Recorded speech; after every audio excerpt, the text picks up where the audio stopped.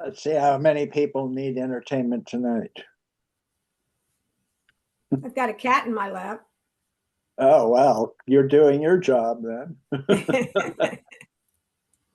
Where are we?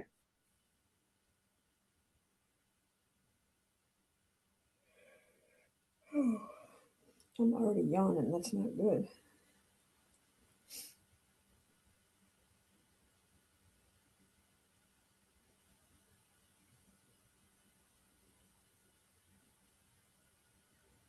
Why is there no not here?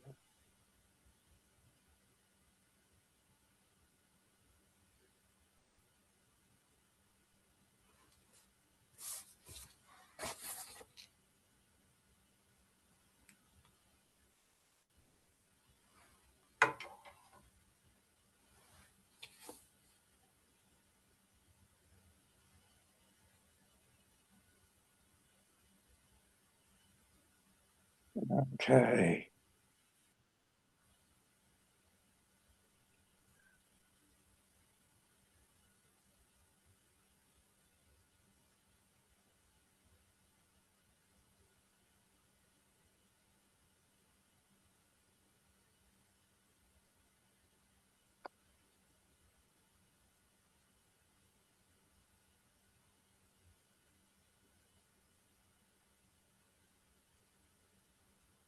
Rob, it's good seeing you. It's been a while.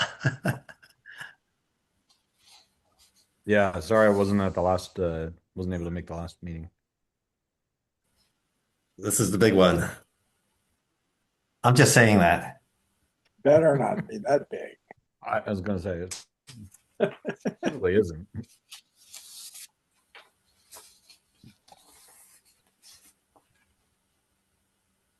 We got Audrey.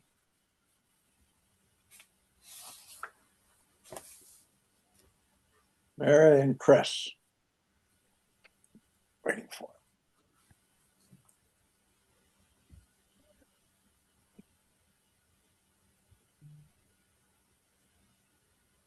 Me and Kathy are the short timers here.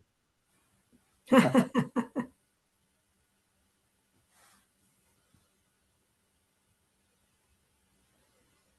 we go.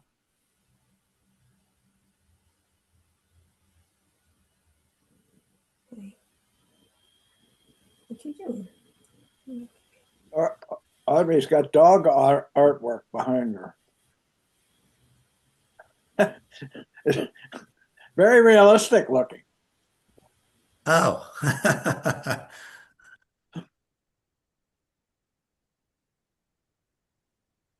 That one I no longer have. Oh, sorry. It's okay. Yeah. Yes. I'm There waiting she for is. That one's Stephanie. Stephanie. I'm Yes. waiting for a goat to show up behind Rob. Oh, a goat, right. It's on The my one, lap. the one I've got now is called Wolfie. Wolfie. Stephanie, now Wolfie. Yeah. You need some portraits done, Audrey. Get in line. Get in line, yeah. Yeah. See you. See you. Oh. Well, we'll give us another couple of minutes for Mary to show up.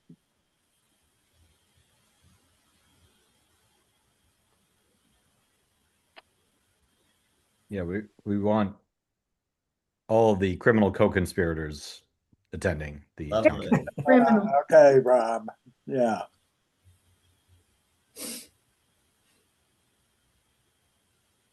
Do you have a quorum? I can't tell. Do I have a what? Quorum. Yeah, we have a quorum. I just sent Mary a text, just in case. There she is. Okay.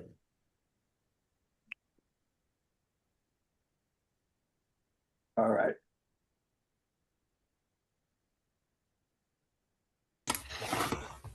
All right, everyone. A lot of attendees here lining up. Go on, Eddie. All right, let's call the council meeting and budget work session to order. As usual, we have an agenda. I apologize for making an egregious error on this agenda. I mistakenly included public appearances. We need to focus on the budget and a few other items we have. So I think public appearances, since this is a extra council meeting, the public appearances can be eliminated. So I'm proposing to eliminate them. Also, I added down here an appointment to the playground committee. I'm not showing, am I showing the right? What the heck is showing up? I don't usually show it this way, sorry. Yeah. Let's try that again. Boom, boom. This one. There. No more. Okay. So can I have a motion to approve the agenda and then we can discuss it if there is any discussion? Anyone? Motion to approve the agenda. Thank Second. you. John Porter, I'll second that. John Porter seconded. All right, any comments then on the agenda? Corrections? This Not, sorry? this is Barbara. I do have a comment. Yes. I object to the removal of public appearances. Why Well- would we want to not allow the public to comment on the budget or any other matter that is Well, going to this be? this is a council work session on the budget where I assume the council will have a fair amount of things to say. The April council meeting is wide open for public comment on the budget after it's after tonight. That's reason number one is April's really where we're at after the council makes its adjustments. Secondly, given the public comments that are going around, I really didn't want to expose the council to, a lot of comment on things that aren't on the agenda and that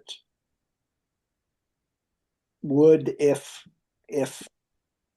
added, would extend the meeting and detract from the main business of the budget work session. That said, if the council wants to have public appearances, obviously can certainly do public appearances. It's just Right, my opinion. So I think it's inappropriate for us to eliminate public appearances. There may be people who are on this meeting tonight who came specifically for that purpose, but even if they didn't, it's their right to speak up for their 3 minutes during our meetings. To the extent that's a motion to amend, I second it. anybody else have any comments on the proposal to have public appearances tonight? If not, then we'll move to vote on the altered agenda. Wait, what altered agenda? What do you, I think we need to vote on the motion to amend the agenda. Yes, that's to no, restore no, the public agenda appearances. is right here. John is proposing to amend it. Is that what you're referring to? No, this is the one so I proposed the agenda. It was moved and seconded to introduce it. And now you're altering it. That's fine. You can alter it. So we just need some agreement to alter it.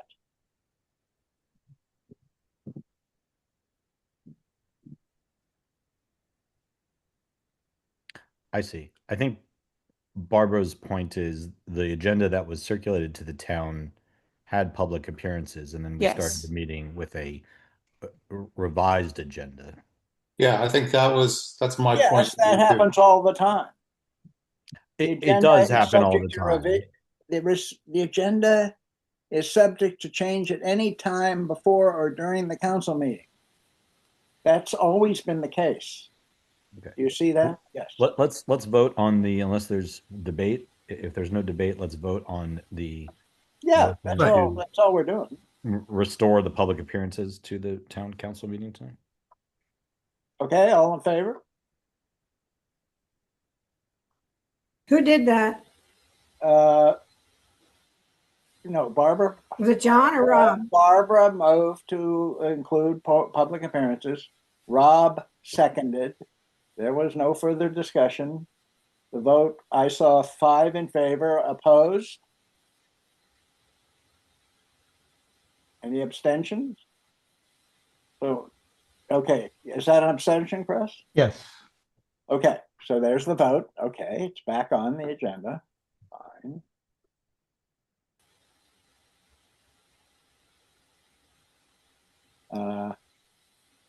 All right. Any other comments on the agenda? Just why do we have to spend 10 minutes talking about the hall? Can't we do that in 5 or less? I mean, if we have, if there's something happening that we need to do, that's fine. But it seems like it would just be.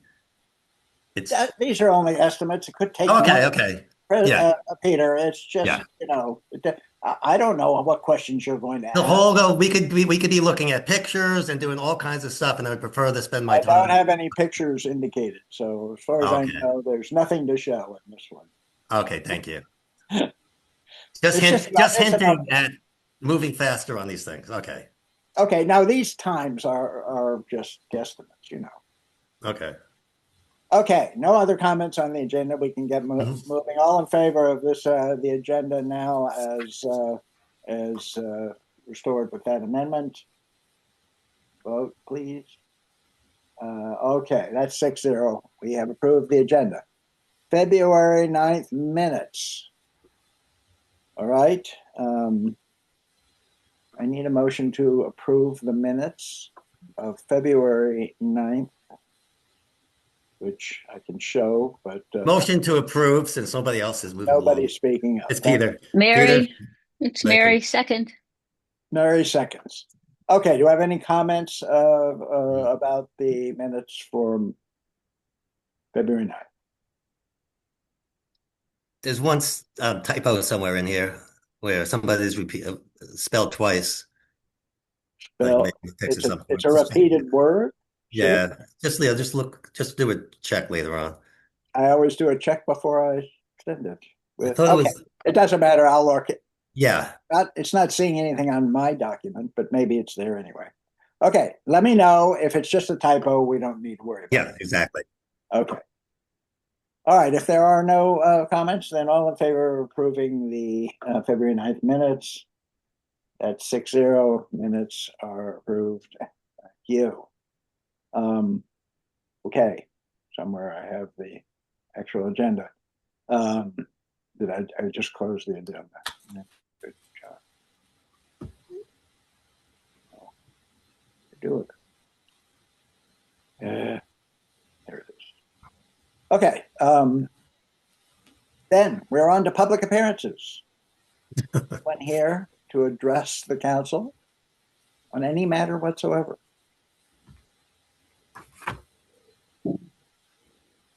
Okay, not seeing anybody here on a public appearance.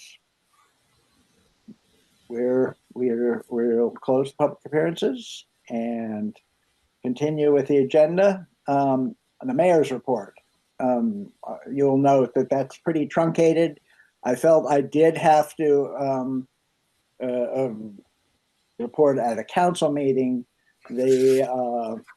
the meeting that the Town Safety Advisory Group, which we ad hoc put together at the last council meeting, met with Melanie Romano, Officer Romano, at the 6th District headquarters, and she provided us the updates on the vehicle vandalism and thefts and on the indecent exposure incidents. I sent out a Grove update with all of that information. So just wanted to report that that was done. The recommended actions are, the possible responses of the town were reviewed. They're largely what was suggested by a variety of people. But the one major thing was that she is quite willing to conduct a meeting for the town where she will discuss any issues that town residents have, and particular, this sort of vandalism that occurred a few weeks ago. So that can be scheduled as quickly as we can find a time. I think she would prefer it to be by Zoom, but if the council feels that it would be better to do it in person, then we'll have to wait till the hall is back in order for sure, and find a time to do an in-person meeting with Officer Romano. All right, the rest of my report, I decided to just say any questions from the council about any matters since 2 weeks ago's council. Ready? I mean, there are things happening in the legislature, obviously. I can say one more thing. We have been asked to consider passing a resolution supporting House Bill 1142. That is the one that's getting favorable treatment by the committees. That's the bill that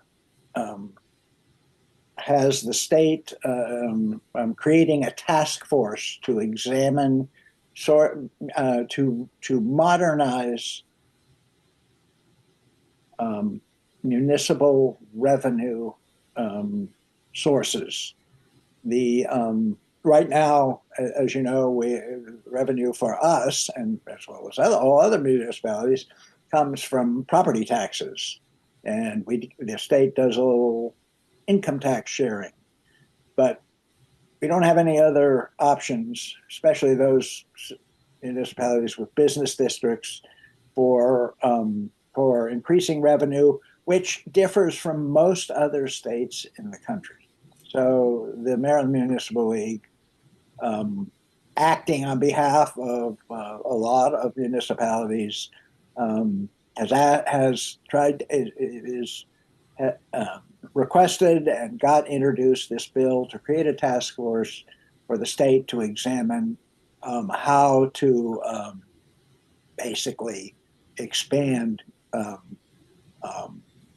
revenue sources beyond the property tax, which everybody knows is a burden on property owners, and without any other options, municipalities have to use the property tax to raise income.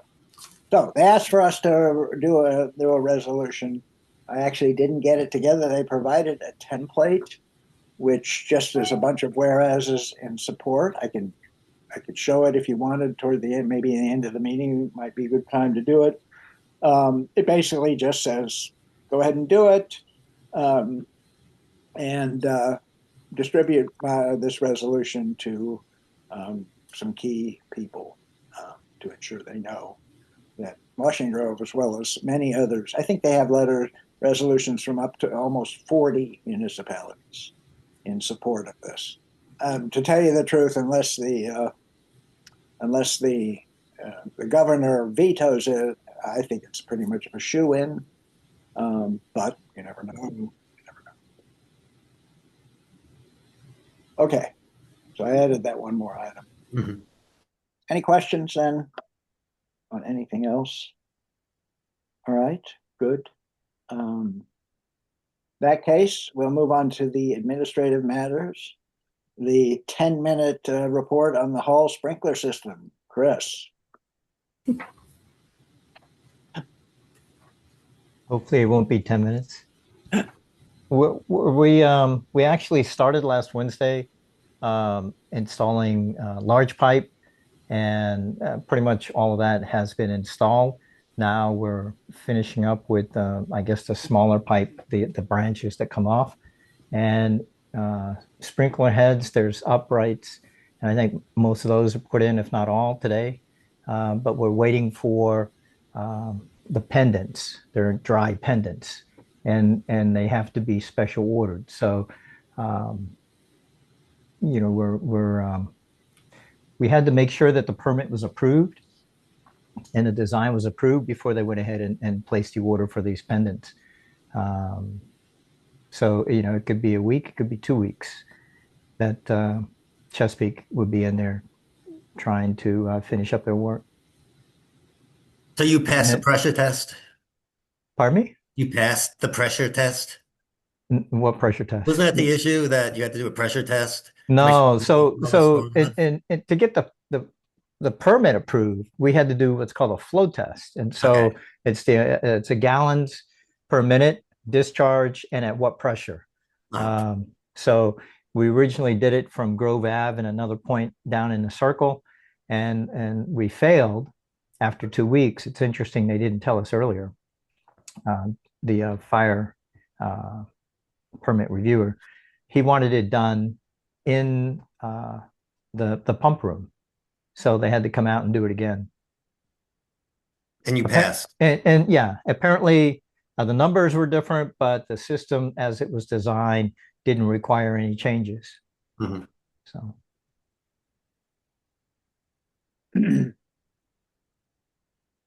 So the nitrogen system has to also be installed, right? That's coming.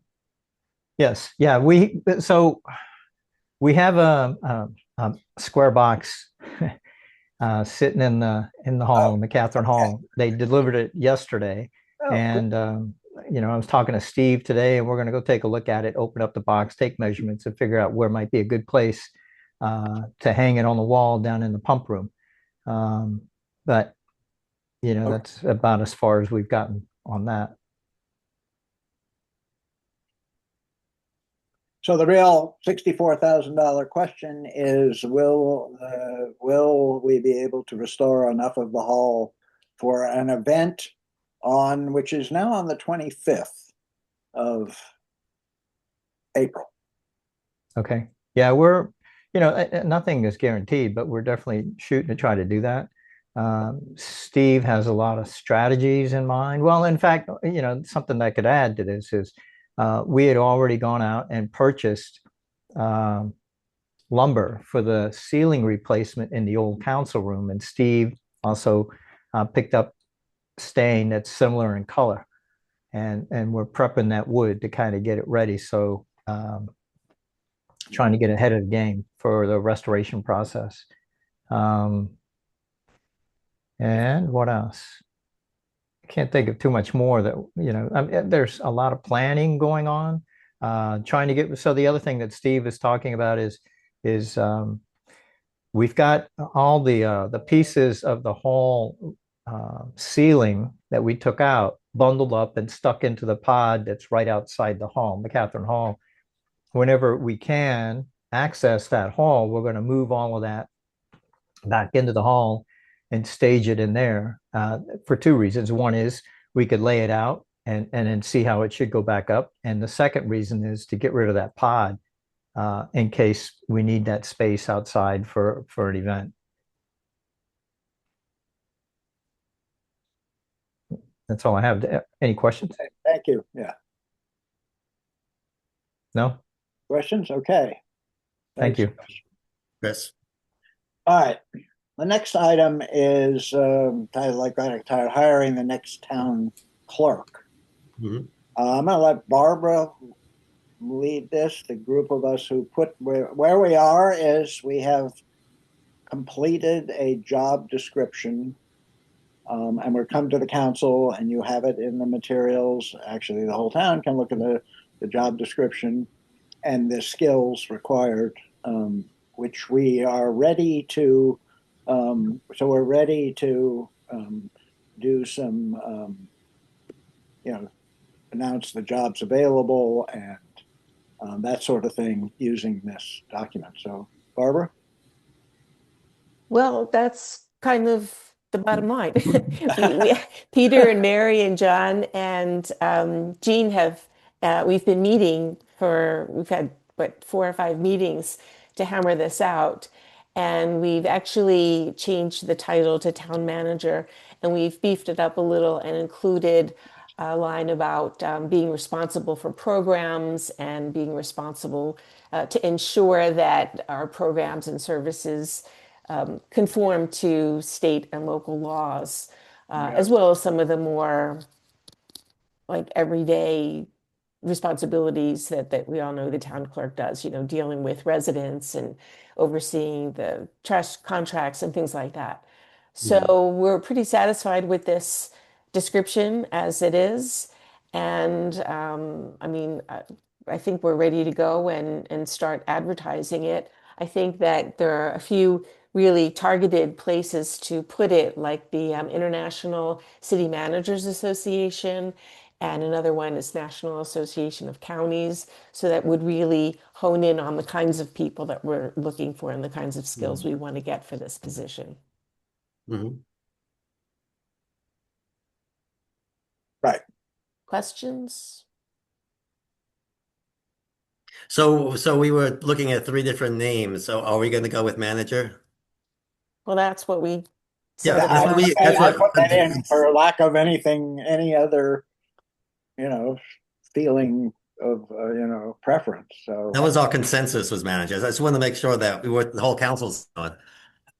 yes. So, And John, you're here. Yeah. So you're good with it too. Okay. right. So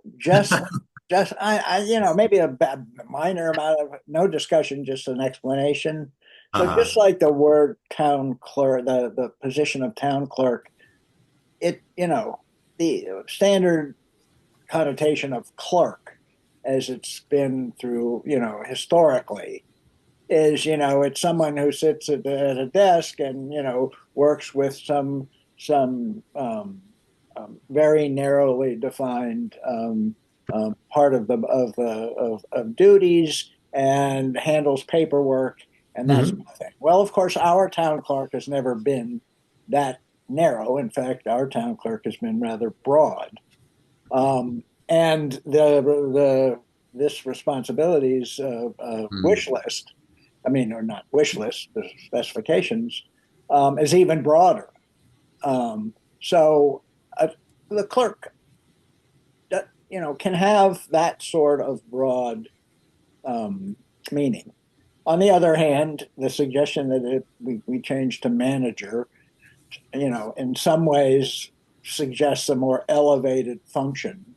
And so, just like the clerk, a town manager is a spectrum of potential responsibility. Some town managers have the function of financial officer.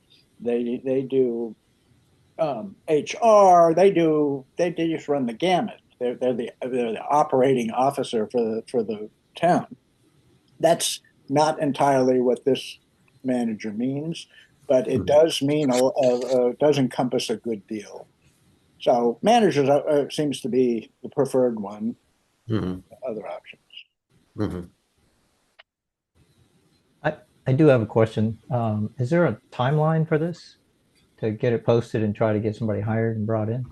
Well, Kathy has submitted her resignation as of June 30th. So the answer is yes. Okay. And we would like to have some overlap, preferably before June 30th. Kathy has indicated she's certainly interested in extending beyond if that will be helpful for the new person. So we have that option as well. But so the timeline is we'll get it out and we'll see, what sort of response we get, and maybe it'll be faster and maybe it'll be slower. We don't know. Okay. Thank you. All right. Well, In the absence of any other questions, then we're going to assume the council's fine with this, and we're going to use this job description. There was also a document showing the advertising. You know, we put together an advertisement for the position. Not that anybody has to approve that, but that's what we'll be using. Just to know, the link that's in the that goes to the descriptions still calls it a town clerk, so we just have to change that.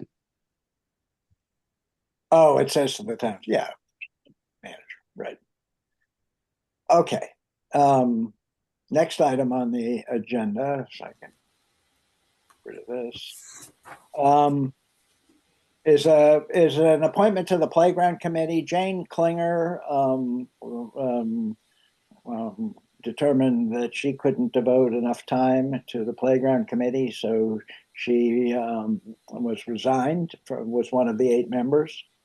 The playground committee considered who might be an appropriate replacement, and they spoke with Laurel Goldberg about joining the playground committee. I've spoken with Laurel, and she's already familiar with the playground master plan and what's been going on, so she's a very appropriate replacement for Jane. So I'm proposing to appoint Laurel Goldberg to the playground committee, and I need council agreement. Questions? You I have a question. We have a, you appointed a leader, like, you can help me with this, but like there was a leadership group of like 4 people. I know, like Andy, John, no? And No. I mean, yeah, there may be. We didn't appoint a leadership group. We appointed a committee. A committee of 4 people, and I thought then you said other people could participate. No, it was 8 people. It was 8 people. It's not a committee. That's what we're calling it, the playground committee. It's in the resolution. We called it a playground committee. I thought you wanted to call it something. It was, we were, I'm not going to prolong this. I trust you, but that's not the way. This was going to be something special. This wasn't going to be a regular Grove committee. No, it's a different sort of committee. That's true. It's a council mandated committee with council mandated responsibilities. So every person on there needs to be approved. Correct. The voting members of the committee. That's how this committee works. Okay. They were encouraged to recruit as many other people as they want, to give them advice, to help with the work, whatever. Right. Yeah. So there's like what? How many people are on this? Like 5 people now? There's 8. 8. Okay. On the committee. Okay. Oh, 7. Laurel will make it 8. Okay, I got it. Okay. Right. I'm ready to vote. All right. Just trying to keep up with that. Yeah, thanks. We'll have an appointment or 2 to our regular commissions in April or in May. So, all right. Well, that's good. It clarifies that. Anything else say? Okay, we'll move to a vote to approve my appointment. All in favor? All right, unanimous. Thanks. Laurel is on. Okay, the next item is the 2026 annual town election and town meeting, which is May 9th. You will recall that we altered the town charter last May to give the council responsibility for setting the time of both of those, the election and the town meeting, on the second Monday of May. So rather than, we took away the specified times. So here we are, we need to set this year's election window and town meeting window. And you'll recall the rationale for all of that was because there was thinking that having the town meeting during the afternoon would be preferable to having it in the evening. So I would propose that we set the election for, well, where are we? So normally the election runs from 4 to 6. 7. 7, 4 to 7, then there's an hour break so that the Board of Supervisors of Elections can count the ballots and in time to report them at the town meeting. So we need an hour gap. We can have the annual town meeting and we need a 3-hour window for the election to be consistent. So we could do the election from 10 to 1 and have the town meeting at 2 or any other time in the afternoon. I think I would suggest that the election run 10 to 1 and the town meeting can start at 3, which gives us, if it was a 3-hour meeting, heaven forbid, but it could be easily. That would allow it to go to 6, and that's still fairly early. Or it could just start at 2 and run 3 hours to 5 or longer. Thoughts? I move that it goes from the election from 10 to 1 and then the meeting from 2 to completion. Say the meeting again, please. I couldn't hear it. Starting at 2 until completion. Thank you. This is Mary. I second that. Any comments or contrary opinions for that? All right, we'll move to a vote then. All in favor of setting the election for May 9th, 10 o'clock to 1 p.m. and then the town meeting starting at 2. All in favor? All right, no opposed because there's nobody left to vote. Thank you. All right, now we get to the main business for tonight, which is the town council budget, which I'm going to let our treasurer take us through. So I need to give you the old sharing. Yeah, the budget I have, John, is the one I sent to you in Excel. I don't have the PDF that you put together. Oh, I didn't want to show the PDF. I think you want to show the Excel. I can show it, or you can show it. You can show, and I have up, and just so people know, any late incoming tweaks, changes, requests that didn't get in will be brought up tonight. Exactly. So if what you see is not what you thought you would see, that is why. This is why we have this meeting, is so we can go through it and make any changes. Yeah. I don't know. Okay. You might need to make that bigger for some folks. I don't need it because I have my own copy up, but other people might want it larger. Well, That's good. So, yeah, you want to get past that grade part, just so folks know all that grade part is nothing but formulas that roll up all the detail, and the detail is where we make the changes, so everything flows upwards. So if you get below that dark black section there, so in the income, kind of to refresh what John said, our income's pretty static. We have property tax, dwelling tax, which is our refuge. And I'm talking about the larger items. Income tax, we do get a portion, an allocation of folks' income tax. And then the highway user revenue, we get a portion of that. And then the county municipal tax duplication, which I struggle all the time to explain, but basically because we cover certain things that other folks in the county don't cover. So we're expending extra money for that. We are given, I guess you could call it a rebate. It's money to help pay us back for items that we shell out. So those are our big ticket items. As you can imagine, they're a little difficult to forecast. It's like a crystal ball. Try and figure out who's going to pay what income tax in 2027. But we have historic ways about going about that. And with the property tax, um, we we are told by the county what we should expect to charge in terms of a rate.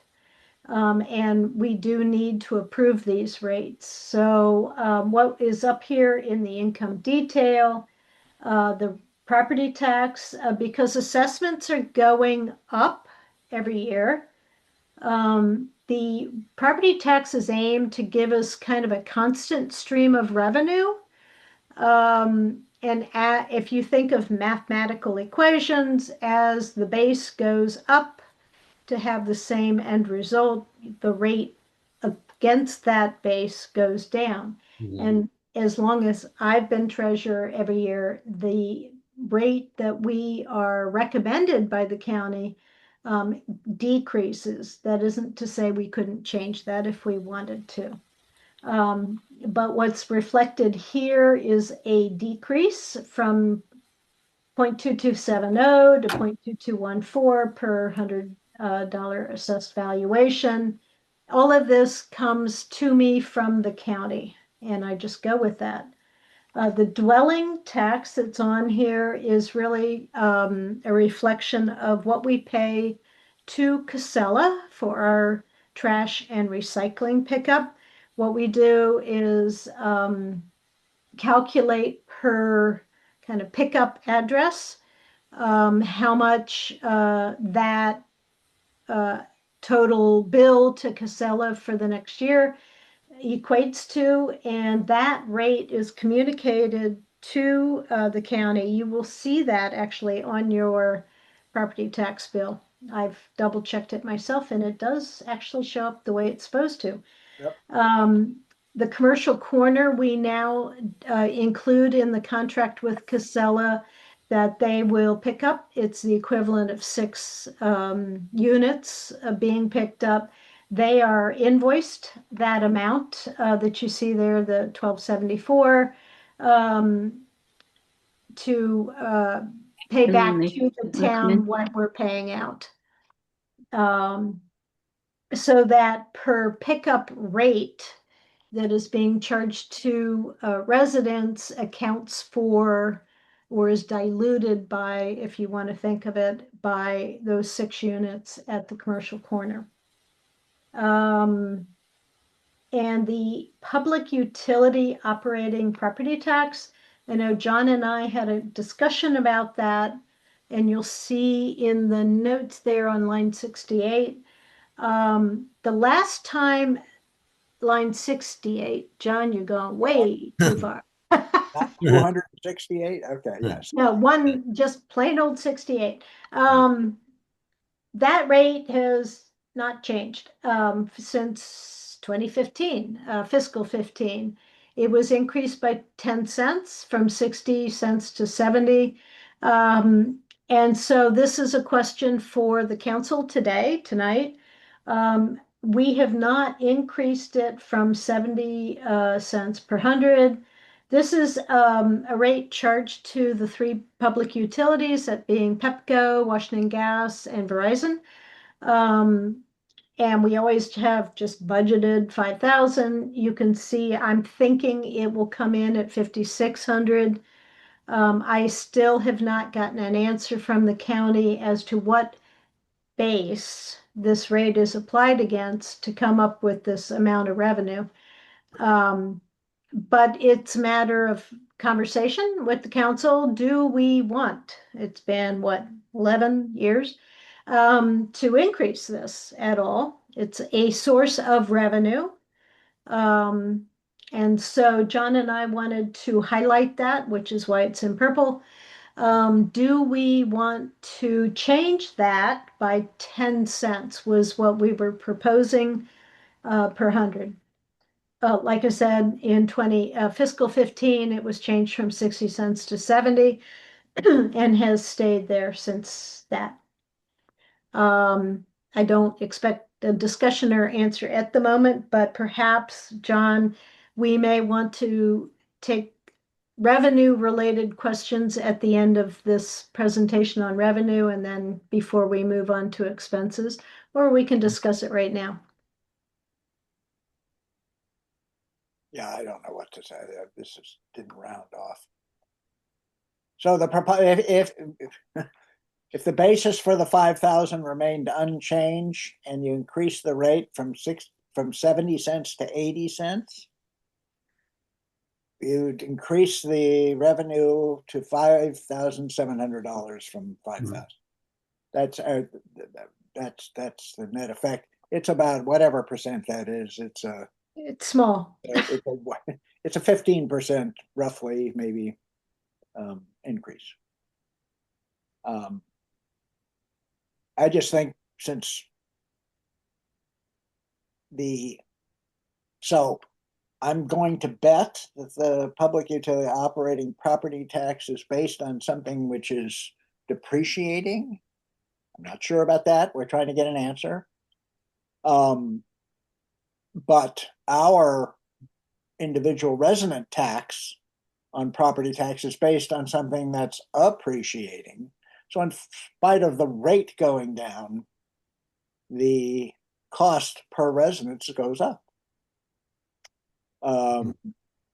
as the assessed valuation goes up. So, after 10 years, it struck me as perfectly reasonable to raise the public utility tax rate. Once again, we're not entirely sure what the property basis for the revenue is there. Do you have any comments, or we'll just? I have a question. Maybe it doesn't even apply, but as the utilities raise their rates a certain percentile, as approved by the PSC, couldn't we just mirror those percentages?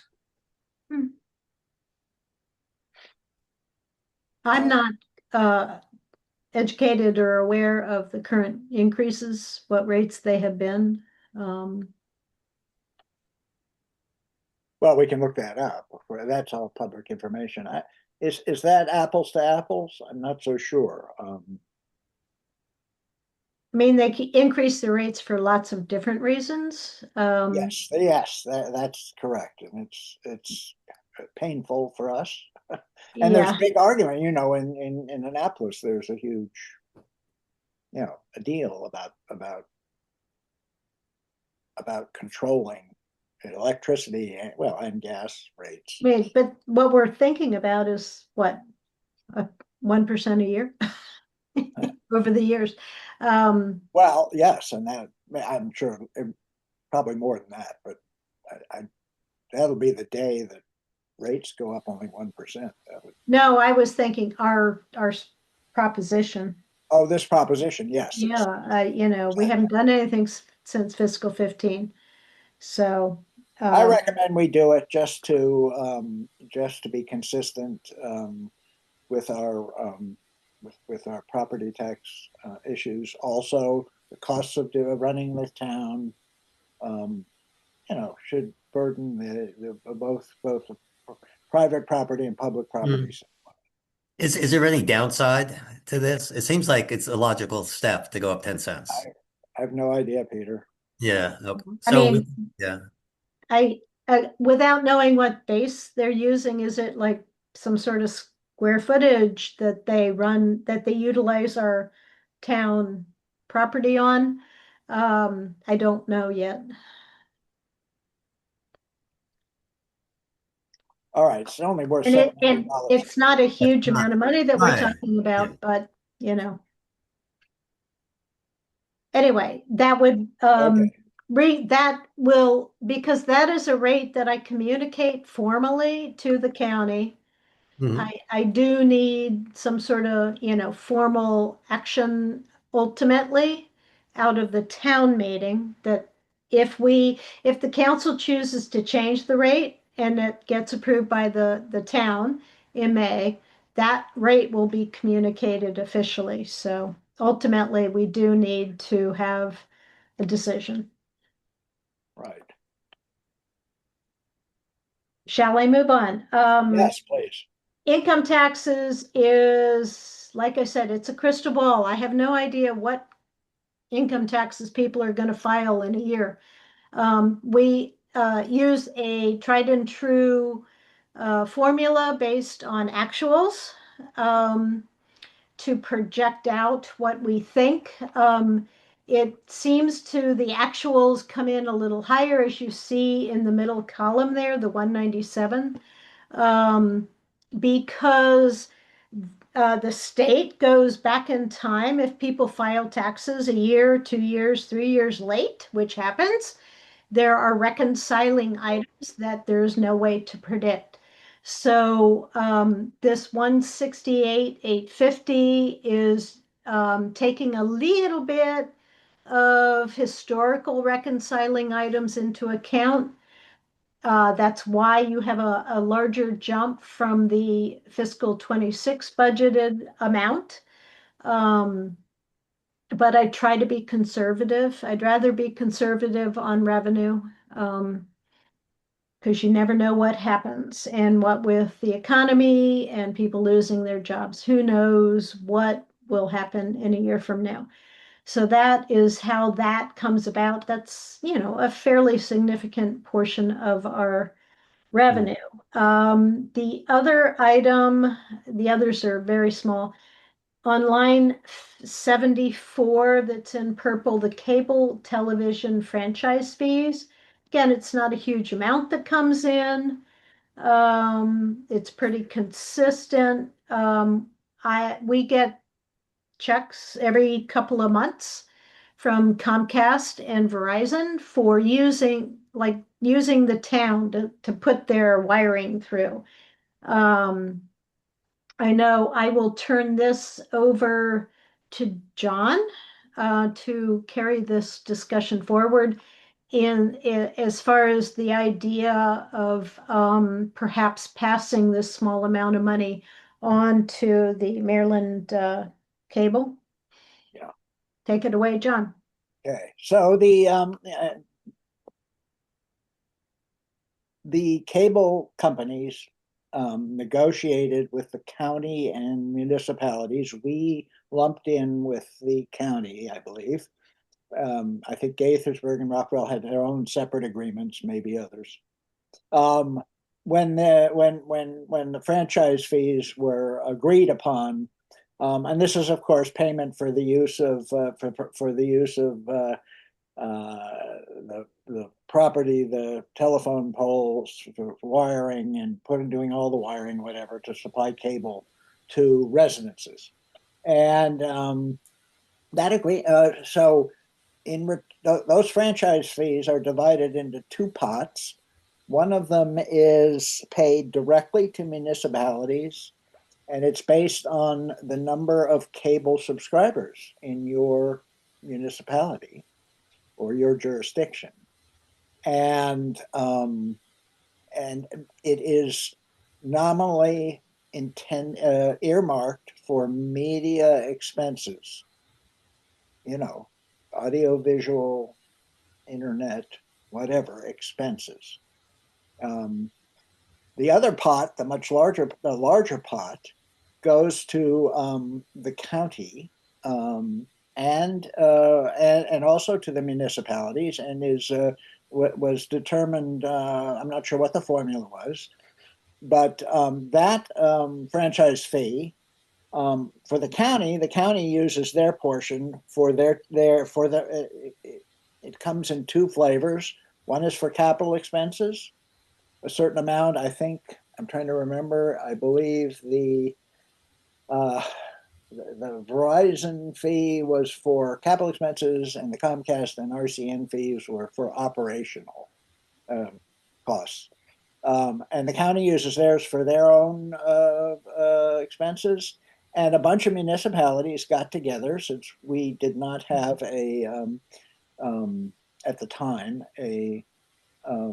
and did not have, but desired to have a public um, cable network. So Montgomery Municipal Cable Channel came into being, and we, along with I think it's 12 other municipalities, or maybe it was more, it's fluctuated a little bit, um, gave our franchise fees over to Montgomery Municipal Cable.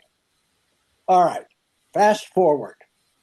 Those fees have been supporting Montgomery Municipal Cable. The Montgomery Municipal Cable, and I'm on the board, by the way, so that's why I know all this in some detail. The funds received, the cable company, the MMC has a reserve. Unfortunately, the reserve is all in the capital expense pot, and the operating expenses pot gets used up every year. And that amount has been declining, because as has the capital franchise payments, to the point where operations are now in the negative. And Montgomery Municipal Cable is in the red. And the board of directors has proposed that municipalities who may not be using their individual franchise fee they receive based on the number of subscribers, that's this 5,000 we get, for the purposes that they're supposed to be using it for, consider donating it or passing it through to Montgomery Municipal Cable to help defray the declining revenues that the channel is receiving. So I'm on the board. I was in favor of that. The total that the channel might receive, if everybody agreed to that, is something on the, I'm forgetting what the number is, $75,000 or something like that, of which we are 5,000. And so we've all, we've been requested to get approval to pass along these franchise fees. So basically, I'm proposing that the town do that, with the 5,000 or whatever the actual number we receive for franchise fees be, we'll call it a donation. It may actually have to be called something else. I don't know, but it's basically passing it through to Montgomery Municipal Cable.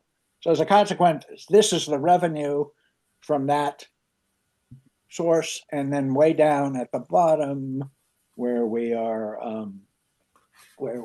passing along here some donations to the fire department. No, yeah, right there. So this would be added as a donation to the cable company. Any questions on this? I was muted. John, I have a question. What do we traditionally do with that $5,000? It just goes into the general fund. It's not, doesn't, we Okay. I thought that marked for anything. you kind of intimated that it was supposed to be. It sounded like Yes, it was supposed to be, and we haven't actually accounted for it. If somebody asked us to account for it, I'm sure we could account for some of it on some years, others not. I should have pointed out that we have recently, in the last several years, received a lot of I consider valuable support from Montgomery Municipal Cable. They've done a lot of films for us, videos. Yes. Mm-hmm. They set up our hybrid system. They gave us all that equipment. Mm-hmm. So we didn't pay anything for that. We had the technical advice. They're going to do our town meeting again this year. Mm-hmm. So we do get, both tangible services and, public relations productions from them. They filmed our Halloween. That's right. An hour for they were 2 years in a row. No, they're good. And so this is almost like the right thing to do with the money. We're getting it for a reason, and this way we know it's being used for the right purpose. I think that's a nice way to look at it. I think you put it well. That's kind of my mm-hmm. the balance sheet that I think should be Right. considered. All right, so what we have it is we have the franchise fees here, and when we get to the bottom, you're going to see that proposed donation of this exact amount to MMC. Okay, go on, Gene. You can move on. Alrighty, the highway user revenue, that is dictated. I receive estimate letters periodically from the state that estimate what our revenue will be. The money comes in dribs and drabs throughout the year, but they periodically send updates. This is the way, this is the most recent update was back in December as to what we can expect. So that is pretty much the way it is. If you get down to the, as I mentioned, this county municipal tax duplication, which is a very long name for something that's a little ambiguous, but this amount of money is determined and sent to us. We generally don't hear about what the exact amount will be until April. Based on what we've received this fiscal year, I'm just sort of bumping it up to a 99,000, but that amount is not, there's no way to determine what it exactly will be as of tonight. The other. Let me make a comment, Gene. Let me just. Yes, please. This is $100,000. It's a significant part of the town's budget, and it is of considerable importance to all the municipalities in the county. For years, this duplication return was below what the services that were in fact being duplicated by the county and by the city. So, for example, a duplicated services, we pay for the county to support their parks. Plus, we pay for our parks, and they don't pay for our parks. So we have some duplication regarding that. In fact, that's our principal duplication, but there's a few other things. For Gaithersburg, it's the police. No, I mean, not Gaithersburg. Yeah, for Gaithersburg, it's the police. They have their own police department. Right. So they don't utilize county police except when there's joint efforts. So there's a duplication. So the duplication is a real issue. And for those of you who were awake for a few years ago, the municipality has been trying to get this number closer to what is the real calculation. And 3 years ago, the county agreed to a formula to increase the amount of duplication revenue provided to municipalities. So this number is actually known somewhere. And the reason it's not exact here is because, as always, the county has to pass a budget that includes it. And in the past, that's been not a sure thing, the past being 5-10 years ago, but it's a pretty sure thing. So when that's for sure, we will be certain we'll get what amount we're going to get for this. That's the short story of the complicated issue, but it's a significant contribution to the town's revenue. Okay. On to the recreation program user fees. Washington Grove Film Society, last year, the council had agreed to not ask the Film Society to charge fees for folks who come to see the films on a trial basis. I think actually that was 2 years ago, and attendance increased as a result. John, I know, can you pull up the email we got from Bob Kristen on attendance? Well, I don't have, if anybody really wants to see it, it's not. But not charging a fee has increased attendance. They do track it. Yeah. So we're putting into this budget a continuation of what had been approved previously to not ask for a fee to be charged per film. That is why there's currently a 0 on there.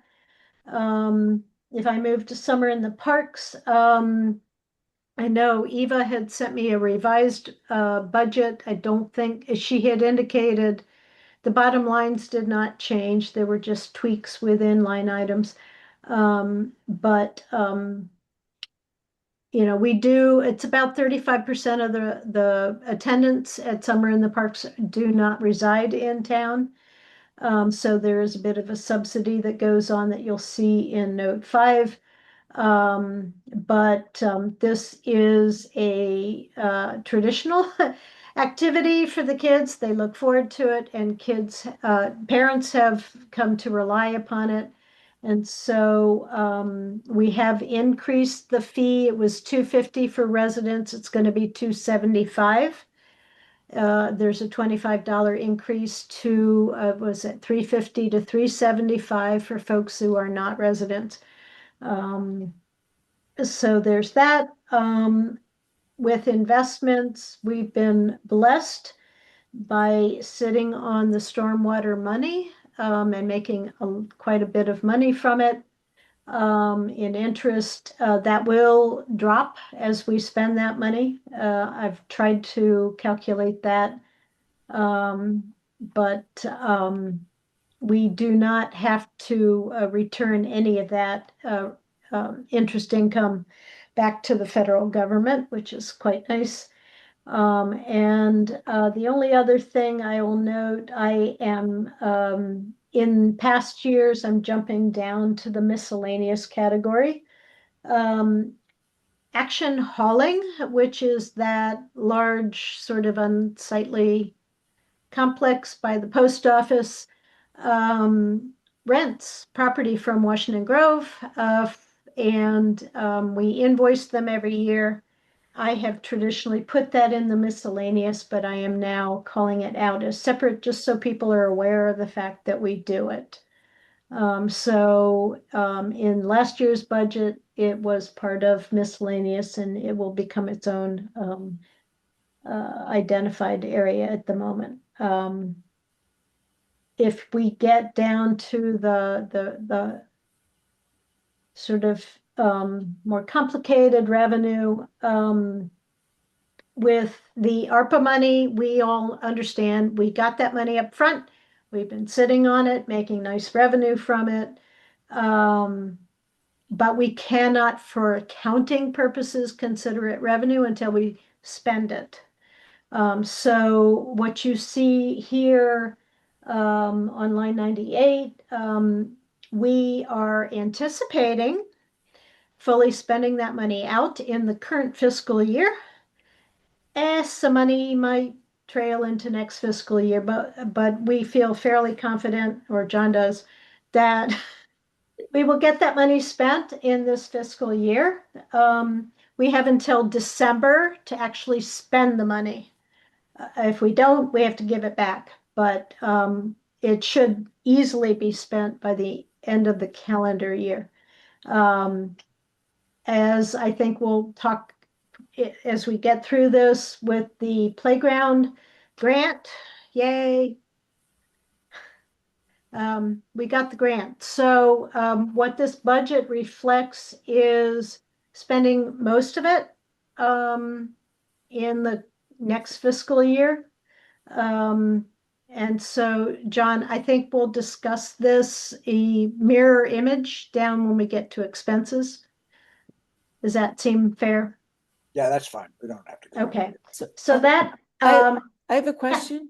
Sure. So why is it 150? I thought we were going to get 250. Because, as I said, the budget as was drafted a week ago thought that perhaps it would take more than one fiscal year to spend it all. So the idea, since this was put together, was to just budget as if it would all be spent in fiscal 27. And we'll discuss that when we get down into the expenses. And to the extent you'll see that 150 is down in the expenses, they match each other, income and expense. If we decide to build all of the expense for the 250 in the coming fiscal year, then that will get reflected up in revenue as well.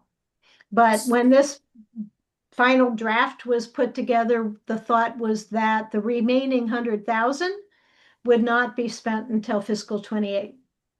So it would be like deferred revenue for No, fiscal? no. This is a reimbursement grant. Oh, I We see. have to Okay. spend the money before we can ask to get it reimbursed. Okay. So All right. there's no concept of deferred revenue, which is what we have with the ARPA money, which we got all up front. Okay. Thank you.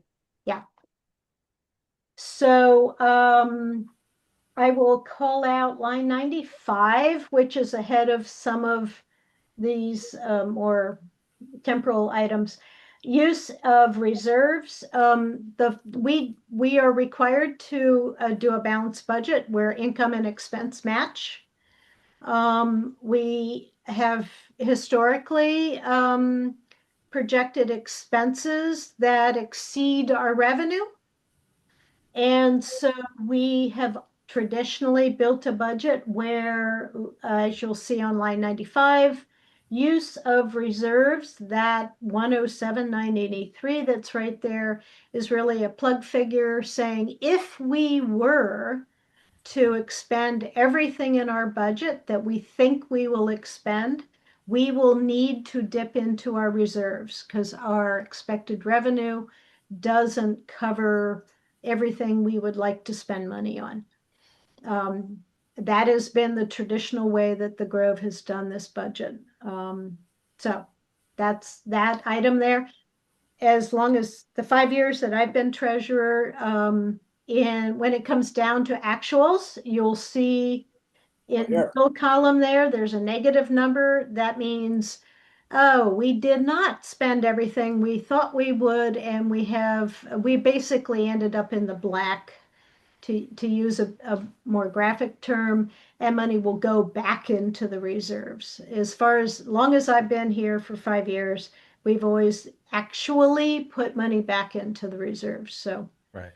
however, just so everybody understands what that line is all about. We So move, Gene, just to summarize, and I Yeah. think this has probably been going on for much longer than you've been treasurer. yeah, We project a budget shortfall and we realize a budget gain, surplus. windfall, gain, whatever you want to call it. Yes, Yeah. basically, Surplus. yes. Right. I have run reports way back in time, and yes, I can verify that that is the case. Right. Usually. We should pat ourselves on our back. At least we've been doing that sort of Yes. right. That we've been, Yes. kind of prudent and conservative in our budgeting. Yes. So we got that going for us, which is nice. Yep. Okay. Shall we move to expenses and I'll remind folks, as I've spoke with certain folks during the budget process, to understand we have kind of like general expense areas, cost centers, whatever word you would like to put it. And all of my treasurer's reports present it that way. So if you look at the executive area, these are the types of expenses that we put into that. For the town clerk's salary, the group that put the job description together did a little research and came up with kind of a salary range based on experience. And so what we put into the budget would be the top end of that range. Hopefully we find somebody who can just answer all our prayers and do everything on our wish list. We wanted to budget for the top end as opposed to the median end. And we have added in 40 hours for Kathy to come on contract to help kind of train answer questions, historical knowledge, that type of thing to ease in the new person. So that number that you have there, that's why it's so much bigger. The other area, website maintenance, if we look down on note 8, we just know that we need to do a fair amount of beefing up with content support with Christine stepping down. The idea is that hopefully a new clerk could do some of the day-to-day website updates, new events, information, that type of thing. But to really improve the website functionality, we would hire that out, and that would go in that area.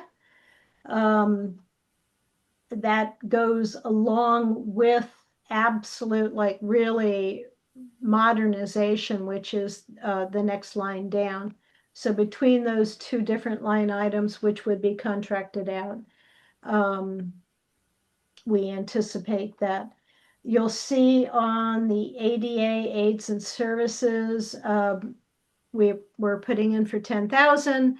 There is a regulation. We need to do this. Federal mandate. Yeah, we have to do this. We had in the budget for 2 years running 2,500 that we would do this with. Current estimates are that was woefully too little, and we're putting in 10,000 because we do need to, by legislation, make the website accessible in new ways. The other item that's an increase is the office equipment. We anticipate getting the new clerk a laptop and any other new equipment that might be needed, scanner, that type of thing, so that there's a little flexibility in that. So we put that in there. Huh? Let me just expand on that. It's actually, we anticipate getting additional archivist help, and for both the new town manager and archivist. We want them to be able to work remotely, and so a laptop is the ideal piece of equipment, and that's why it's so high. Yeah.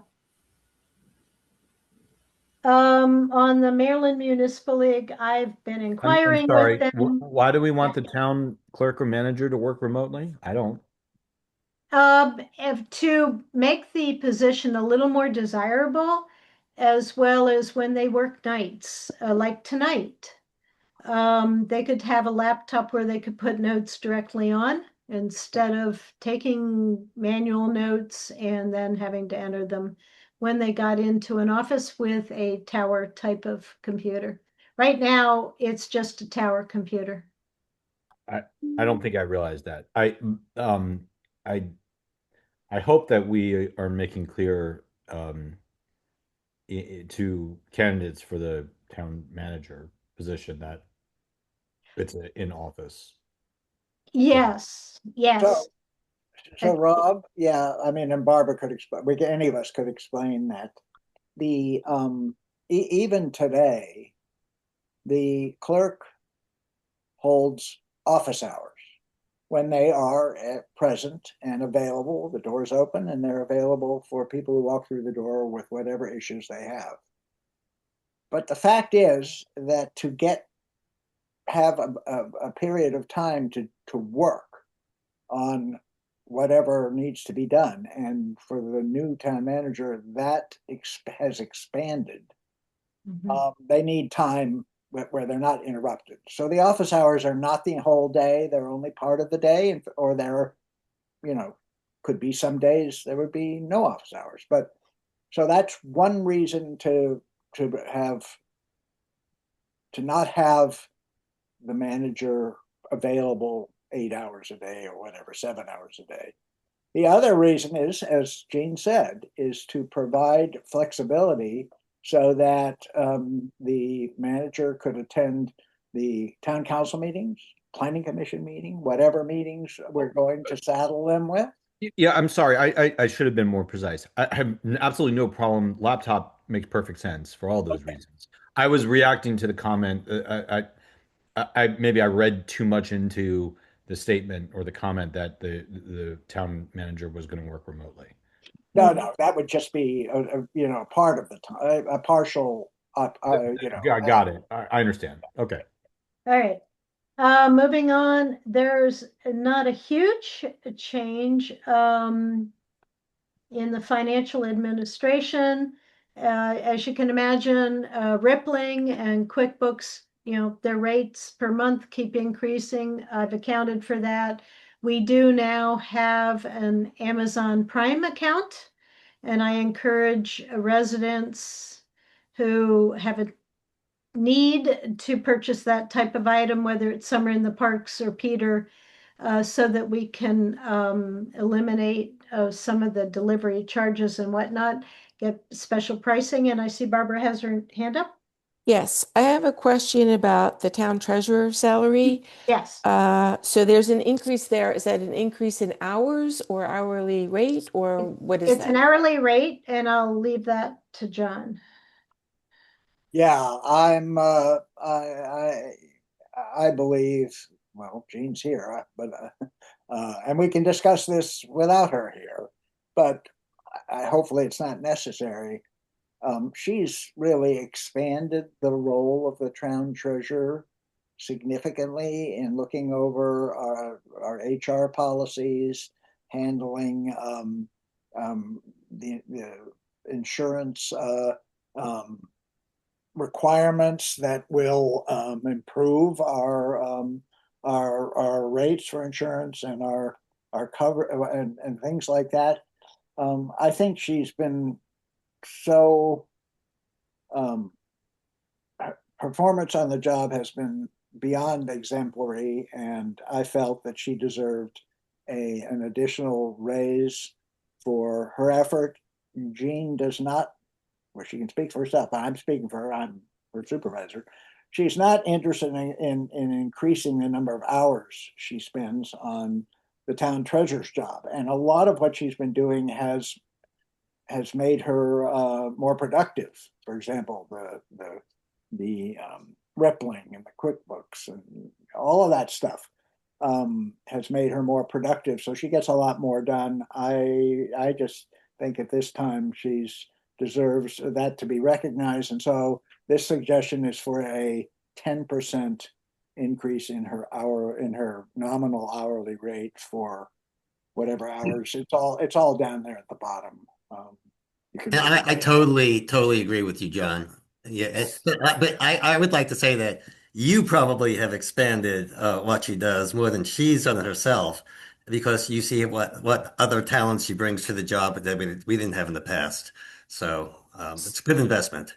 I would like to say that's a little bit of it, Peter, but Jean's, and I don't want to blush too much, but she's really she's so responsible and interested in improving how the town operates, that she comes up with a lot of stuff herself and takes on a lot of stuff herself that I'm not even asking her to do, but that are very valuable and have proven valuable. So John, could we get could you forward a job description to the council or a list of duties or something like that? Because I mean, I hear, anecdotally what Jean does, but I don't have a really good, handle on all the duties. Yeah, we have that, John. Because we didn't hire her that long ago, so Yeah. we had to. We have that, and yeah, we can send that.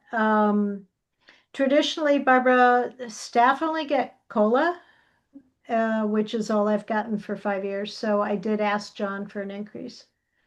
Yeah, but you asked for a minor, yeah, correct. and Yeah. well deserved. So, Mhm. yeah, we do have a good description. All right. Yep, I'm just writing Sure. that note down. All right, we have not really made any changes to the town attorney. That 7,000, just so folks know that, so that with Sue Ellen, that is any, invoices we get from Sue Ellen for advising the mayor or council. And the, with the street light ownership negotiations, we're part of a group of 6 municipalities that she is helping to lobby to Pepco. And so that 7,000 also covers 1/6 of her work on that project. So it's not just the work that's done advising the mayor and council. Yes, Barbara. So we've had a lot of discussion in town about compliance with ordinances, laws, and we really rarely use Sue Ellen. And we have a new person coming on who we don't really know what their level of expertise is going to be with regulations and all of that. And they're going to be responsible for ensuring that we meet regulations. So I would propose that we increase this amount for Sue Ellen. And honestly, I'm not even sure what the amount should be, but I don't think we want to limit this. I do feel like there are times when we should call on Sue Ellen more often than we do. So I would propose that we increase this at least to $10,000. I agree. And Good. Fine. I think that makes sense. I have made that note on my copy here to change that. All right, planning and zoning, as some of you might remember from my reports, we now have a new area called general maintenance and improvement. That's basically work that RJ does that cannot be pegged to any one particular area that we already have in the budget. In fiscal 26, this 11,500 projection, because as I said, this is a new budget area that Mhm. came up during the year. And so there was no budget per se. It is just part and parcel of the entire planning and zoning area of cost. The 2 kiosks that you all approved have been created and by Renee Malosnik. And so those will go into that area for the current fiscal year, along with some other improvements or work that was done. And then for the proposed fiscal 27, we will have 2 more kiosks of the same size, and a larger one is proposed up towards the post office, as well as some better drainage in the grassy area, but that's like Washington Grove Lane and Macaulay. Those are things that we know for sure we would like to work on in fiscal 27. So that number is higher there. Otherwise, surveying and mapping, I was asked to increase that budget. I don't know if Georgette's on the call, but I know Peter could speak to that.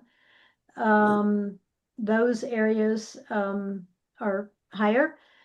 If we get down to sustainability, Hey, Peter, do you know why Yeah, we have not. We have the planning commission has had 5,000 carryovers forever, and we haven't used it in probably 5 or 6 years. naturally you want to carry over more? So we have. Well, what's happening this year is that the town has outdated boundary maps, and Robert Johnson was really working on that, and we'd like to actually go forward and update those maps because they're just they haven't been updated in 30 or 40 years, and they really need to be.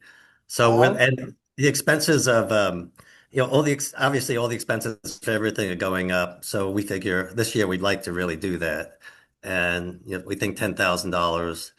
Um, you know, we're not going to probably spend the whole 10,000, but that seemed like that's the best estimate we can come up with right now.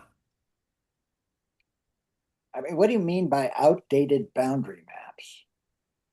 If Robert was on here, he could help us a little bit more with that. If you want to look at the any maps that we have, if you look in the phone book even and look at the maps we have there, they're all just drawings that have been done. It's all like passed down historically, and we haven't really looked at that and had that professionally looked at. And I don't know when it's been done. Maybe you do. I don't. We do So that's have one pretty good one. Well, Robert's the one who's is working on this, and this is since he's been we've been looking at this for almost 2 years now. Can he write up a cogent explanation of what boundaries? Well, how about yeah. Well, an example would be the railroad. Resurveying, and why? I mean, because not all boundaries are of any significant. I mean, have any consequence. We had a project. The reason this was in there, it has survived the project apparently, was to and Charlie of Charleston, of course, was the instigator and the executor of the thing, was to create surveys of the town property by block, so that which would greatly aid residents when they had to get surveys of their property, obviously, particularly in the oddball lots that we have. So those were all surveyed, and subsequent surveys are based on the town's property lines. And that's all that was determined. And so all of that made sense. So I'm not saying that what you're proposing doesn't make sense. Well, so here's to make you feel a little bit more comfortable, okay? Yep, sure. So the area that we're most concerned with is the area along Railroad Street. That would be one place, and that would be, normally we'll spend like $5,000 to get one, as every year we do a certain section. And so that's what we've been talking about doing for 3 or 4 years. And sometimes we think we need it, sometimes we don't. But now that we're working on Railroad Street, and we want to do work across the street near the railroad tracks, there's a lot of, like I said, Robert's done a lot of research on what the town can and can't do on the other side of the tracks. And we'd like to actually get that surveyed. And so that would be part of this. And that would be over 5,000 right there. But we can also, we can assign Robert can write this all up for you as far as getting a little bit more information. I mean, I'll ask the top question is why can't the county mark off their right of way? Yeah, well, why can't the county do a lot of things? I mean, not to be Well, I mean, facetious, isn't that the issue? Where the property? Are we gonna establish the line between the county responsibility and ours? we have the same challenge on Washington Grove Lane too. I know we didn't. Yeah, we did. But I don't think this is the place for this discussion. Okay, fine. Sorry. No, that's okay. And we can, if when we come, we can just do it this way. We can have the money in there, and if the planning commission wants to use it, we could justify it to the council at that time. How's that sound? We can do it Okay. that way. Okay, good. Okay, sustainability, the 1,800 from this current budget is being carried forward, and adding to that is a membership in an organization called ICLEE, ICLEE. We recently did not renew with them, but the Sustainability Committee would like to. It's a $1,200 fee. As I recall, it does last for 5 years. So that has increased the 1,800 to the 3,000.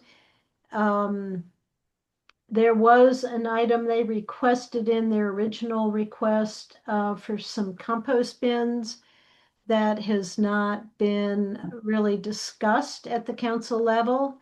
So When can we bring that up? Because they right you know, now, they want, huh? Okay, Right. because right now, the hope was to, I mean, it's a heavy labor intensive work that everybody's been doing, and the hope was that they could combine some of the volunteerism for making these composts with a little bit of help from RJ. And I know some of it in terms of him delivering some of the leaf piles is already in part of the contract, but this would be they were hoping to get like an hour a month to have them help to turn the piles and add water as needed. That just it adds up to I don't know if you walk by the maintenance shed, but there are always 2 or 3 people out there doing it all. So it's just a hope to combine volunteerism with a little help from RJ. So they came up with the number of hours and about $800 additional. And that So- also includes just a little bit of material for securing the bins with some cinder block, which is like, $30, and buying an aerator, which is about $80. So these are all just to try to, the fact is it was pretty successful. They produced a lot of compost that went to the garden and also went to the F&B for different places around town. And a lot of residents made use of the compost. So it's not just sitting there, it's actually being used. And they have 2 additional bins for this year, the 2 at the Bamboo, which will will add from 4 to 6 bins producing the compost. So the question is if the council would like to add back in the $800 request that was originally put forth. We didn't have a good explanation at the time as to what that extra 800 was for, and Mary has now provided that. So it's about $600 for labor, and the extra was just material cost. And that's just based on RJ's hourly rate for an hour a week from June to August at $16 an hour, and an hour during the hourly rate to 17. Anyway, they figured it out to 204. It's just a guess. Actually, March to June, he's $51, and from July and August, it's $51.75 for an hour. Yeah, but I want to know how many cents there are. No, just add it back, Jean. Go ahead. Okay, we Now will. that we have an explanation, at least you know what you're. Yes. So And I I can send you the details, Jean. That just Okay. I'm just trying to look at it. I will change that at my end to 3,800. Yeah. Thank you. So emergency preparedness, the numbers really aren't changing. They would like to get one more radar. They seem to think it's helping, pulling together data to see, what's been the behavioral reaction to having the radars telling you a smiley face or not. They would like to put one more in, but that would be within the 5,000 that we've had this fiscal year already. So there's that. Now we get to stormwater. We are waiting on a slight conversation with SMI.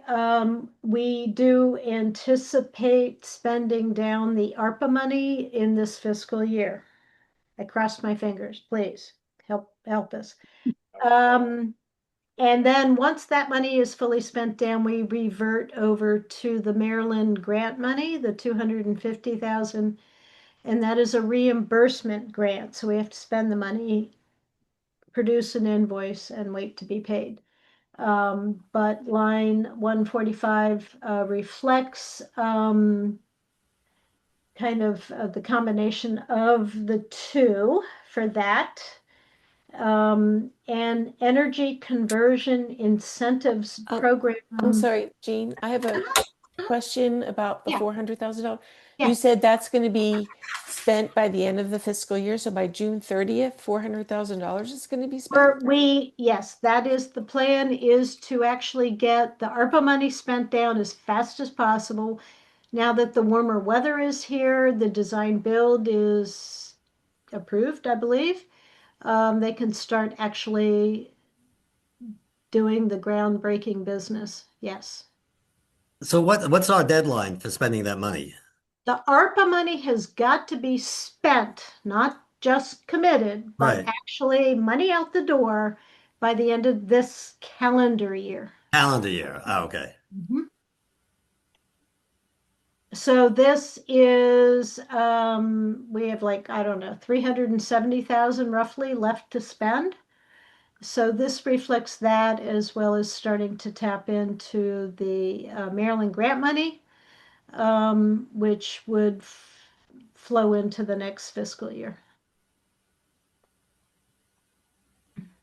So how much have we already spent for the design phase, I guess? But actually, like, Yeah, I have QuickBooks up. I'm gonna have to go back. that's okay. I was just curious as They're to. under 100,000. Oh, okay, thanks. That's Yeah. good. Good. Yeah. I was trying to quickly get there, but That's I okay. Yeah. All my treasurer's reports, if you look at the very bottom of them, I tell you how much ARPA money we're sitting on still. It's 300 plus thousand still. So we got to get that spent. Mhm. Right?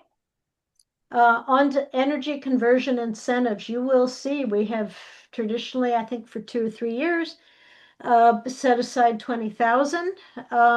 But the pickup on residents using this program has been slow.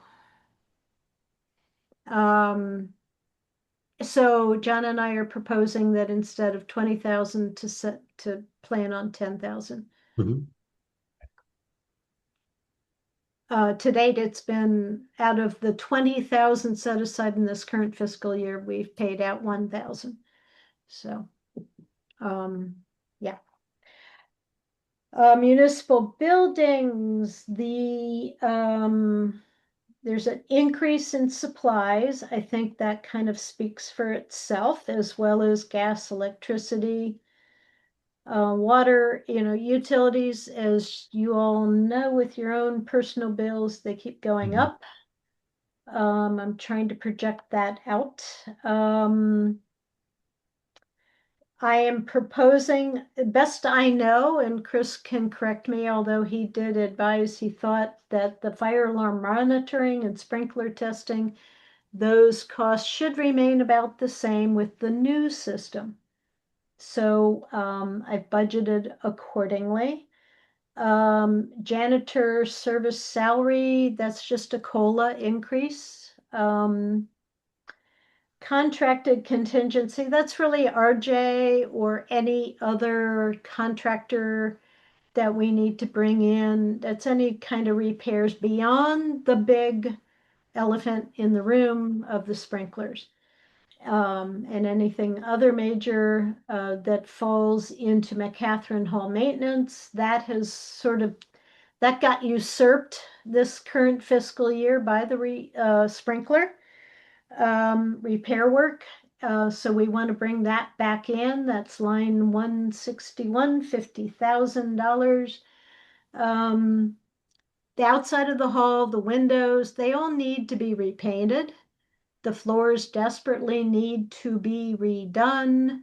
And once everything is, with all this work going on in there, is to finally spruce that place up. Anybody who walks by it, you can see how run down the paint looks on the exterior. The locks aren't always functional very well. So that 50,000, it was in this current fiscal year. It really hasn't changed. We've just moved it by a year because the sprinkler repair took over. We do expect to fully expend the 175 for the sprinkler repair. And that includes a few things, as Chris has reported on before, about new ceiling fans and lighting and a few other things that'll all go in with that, doing a deep clean of the office as well as everything else. Moving quickly, hopefully.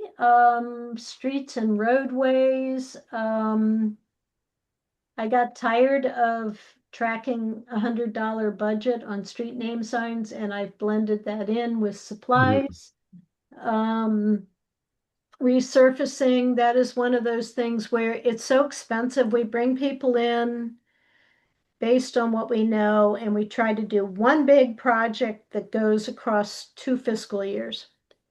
While we have them in, because they only want to do big projects. So you will see the 50,000. This should happen, right, John? Soon, right?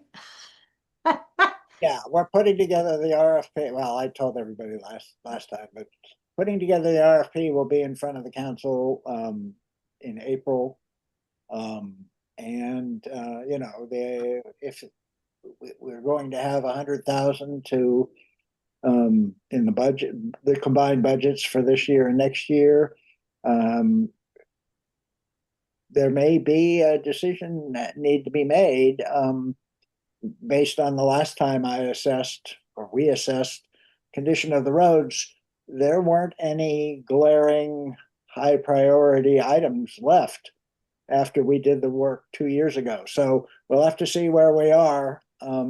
There's always an argument to be made about, you know, being proactive. You know, you got the money, we have the revenue comes in, the highway user revenues, that can only be used for walkways and roads. So we can keep up with our repaving, but we'll see where it goes. As I say, April we'll get the RFP out, and then in the May meeting after the annual meeting, we will hopefully be able to award a contract for the work that we deem reasonable. And materials have gone up dramatically in price with the cost. Yeah, that's interesting. I can comment. I was going to comment on that in April, but I you know, last time. So the repaving contracts always, the vendors always include a provision that this is based on current asphalt prices, and the contract is subject to change of asphalt prices because they can't predict where the asphalt prices will be when they actually do the work.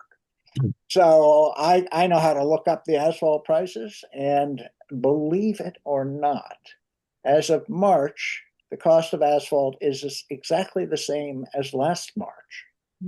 Yet oil prices, of course, have gone up by 150%. So it may still go up, in which case you get less for your money.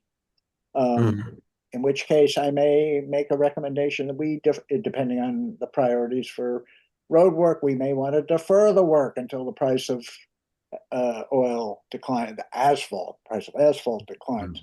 But as of now, what I thought would be the case, that is significantly higher asphalt prices, isn't true today.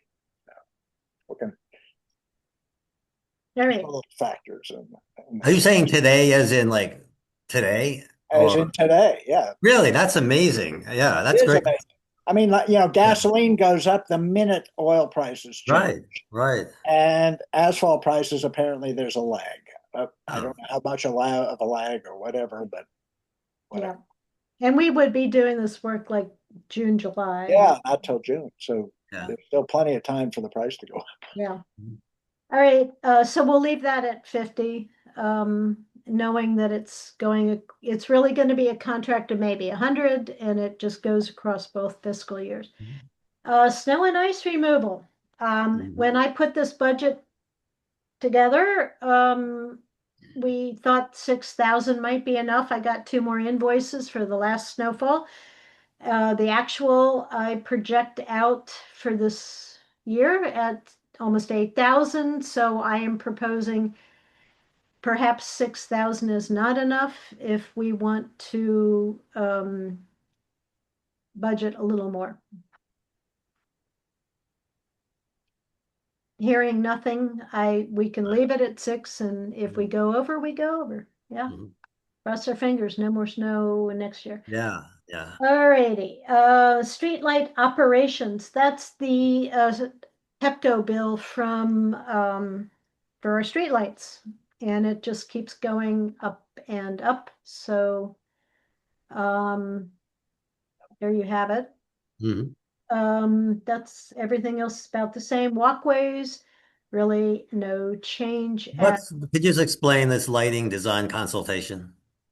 there's a fellow who is working with Virginia on the lighting committee, as well as the other municipalities about what we do about when we hopefully we get to own our own streetlights. We have not paid a bill. I understand from Virginia, he is doing work that he is not invoiced for. Mhm.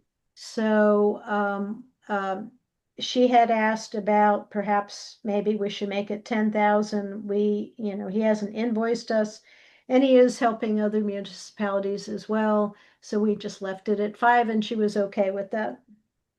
George Woodbury is his name, I think. Yeah, George we will eventually get a bill. And she reached out to Sue Ellen and probably George as well as to, we're quite willing to pay you for your effort. You have to tell us what it is. He's also made trips to Annapolis to testify about this Pepco business. So I do expect we'll have some sort of an expense this year, Gene, but I have no idea. I don't really know if it'll be this year, but he'll finally pop up some expense. Yeah. All right, walkways, there's really no change. And just so folks know, that contracted contingency is there for basically RJ. If there's any cleanup or restoration that's needed that pertains to walkways. The trash, waste collection and disposal. We're in a contract with Casella. We are graced for 1 more year with rates not increasing.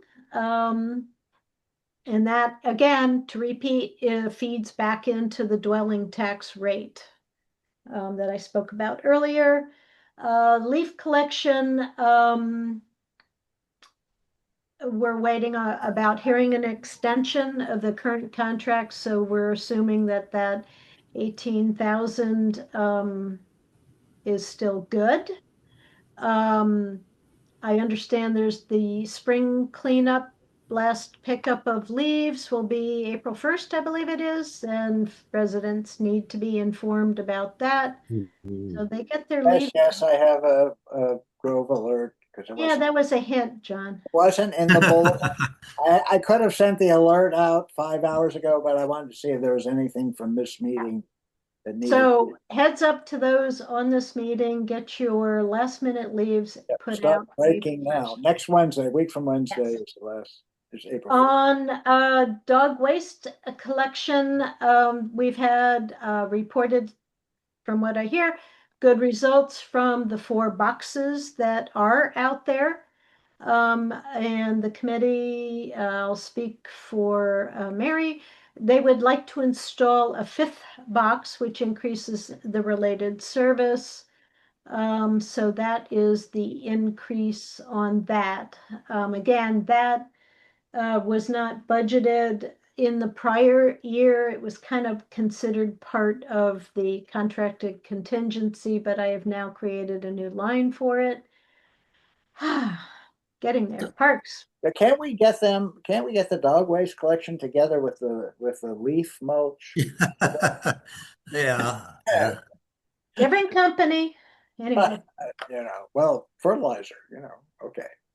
So, do you have a question about this dog waste? So there's there's a startup. We have to purchase the boxes. So there's a one-time fee, and then there's a, weekly fee for the pickup. Well, it's monthly. They do Okay. 2 pickups a month. Mhm. There's a fee for So, that, and they right. replenish the bags. So So it's, there's so I just wanted to So point out that, there are yeah. two alternatives. You can either increase the amount of the frequency of pickup or add a box, because pretty much consistently now, before the end of the time, I get a call and say all the boxes are filled, and they usually come within 2 or 3 days of that. But there are two ways to do it. It's cheaper to add another box with the every 2 week collection. So how about capping the dog population in town? Yeah, go ahead. No, I was just going to say, I won't even ask how you're planning on doing that, but I was just going to say that this number looks like a lot of money, but when you take out the startup fees of the boxes, it's much more reasonable. yeah. Thank you, Peter. okay. On to parks. Contracted services, that's your basic RJ fee every month, same amount every month.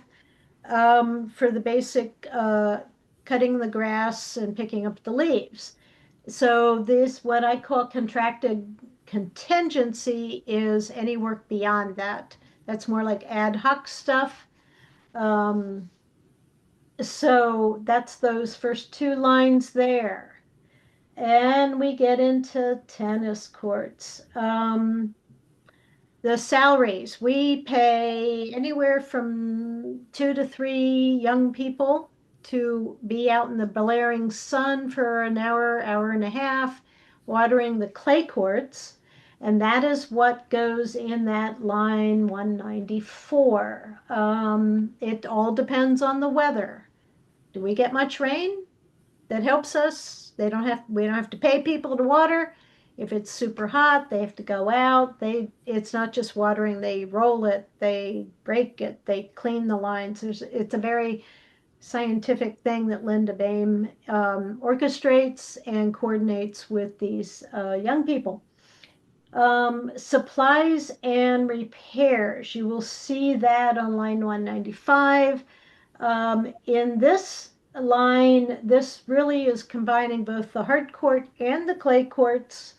There are cracks on the hard court. We've gotten some quotes about getting them filled, hoping that just repairing and filling those cracks will get us another year before we really have to look at replacing the hard court altogether. And the clay court generally needs work on it for the lines and more hard true and whatever. So you will see a huge increase there, and that's really a lot of it's related to repairing these cracks in the hard court because it's getting so much more use with pickleball. Okay, are we done with that item before we get to Are you saying that it's a $30,000 to just repair the cracks? I think it was 25, John, right? And it's some of the cracks. To repair just cracks, $25,000? Well, they cut out Yeah. a segment, including the crack, and then they refill it from the bottom up. But we're thinking about spending this and then redoing and then having the courts redone. Okay, we have a quote. Funny you should mention that. That's my Yeah. exact question. So how much does it cost to completely replace the court? $100-something thousand with $120,000. We have Yeah. we have a quote for that. Right. We have a lesser quote, which looks like it's not quite as extensive a replacement. I don't know whether it's comparable or whatever, but it's only 75,000. So once again, we're in the realm of the sprinkler system here. Right. Right. So yeah, and there'll have to be a decision made. So it's possible we want to budget for a entire replacement and then maybe not spend it right away, or upon careful consideration. So, but that would be a significantly more than this 30. Because I mean, you're right, it may be throwing money away, repairing cracks, and that's only the major cracks. There's a lot of small cracks that this doesn't include. Right. I mean, yes, they would cover them over, and it would. You're right. It probably would last 1 year and look fine, look great, and then after next winter, most of the small ones would be back. Right. I think to make any decisions, we have to know whether we actually are going to look at replacing the tennis court, because otherwise we can spend just a few dollars and get it cosmetically, looking okay for a year. You know that. That may be the way to go. Of course, it doesn't get any cheaper the longer you wait, but Right.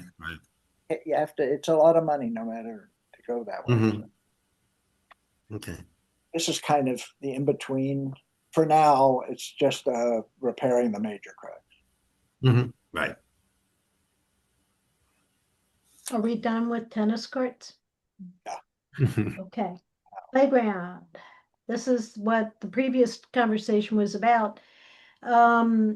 At the time we put the budget together, we were thinking we would only spend part of the 250 grant, and the current thinking, as I've been told, is to put the whole 250 into a combination of the very tail end of this fiscal year and next fiscal year, so that what you see here, this 30,000 in the estimate for year end of fiscal 26 plus the 120 that was proposed matches to the 150 that we thought we would be asked to be reimbursed for through that grant in the proposed fiscal 27 budget. But that's not quite right. 30 is in this fiscal year. Yes.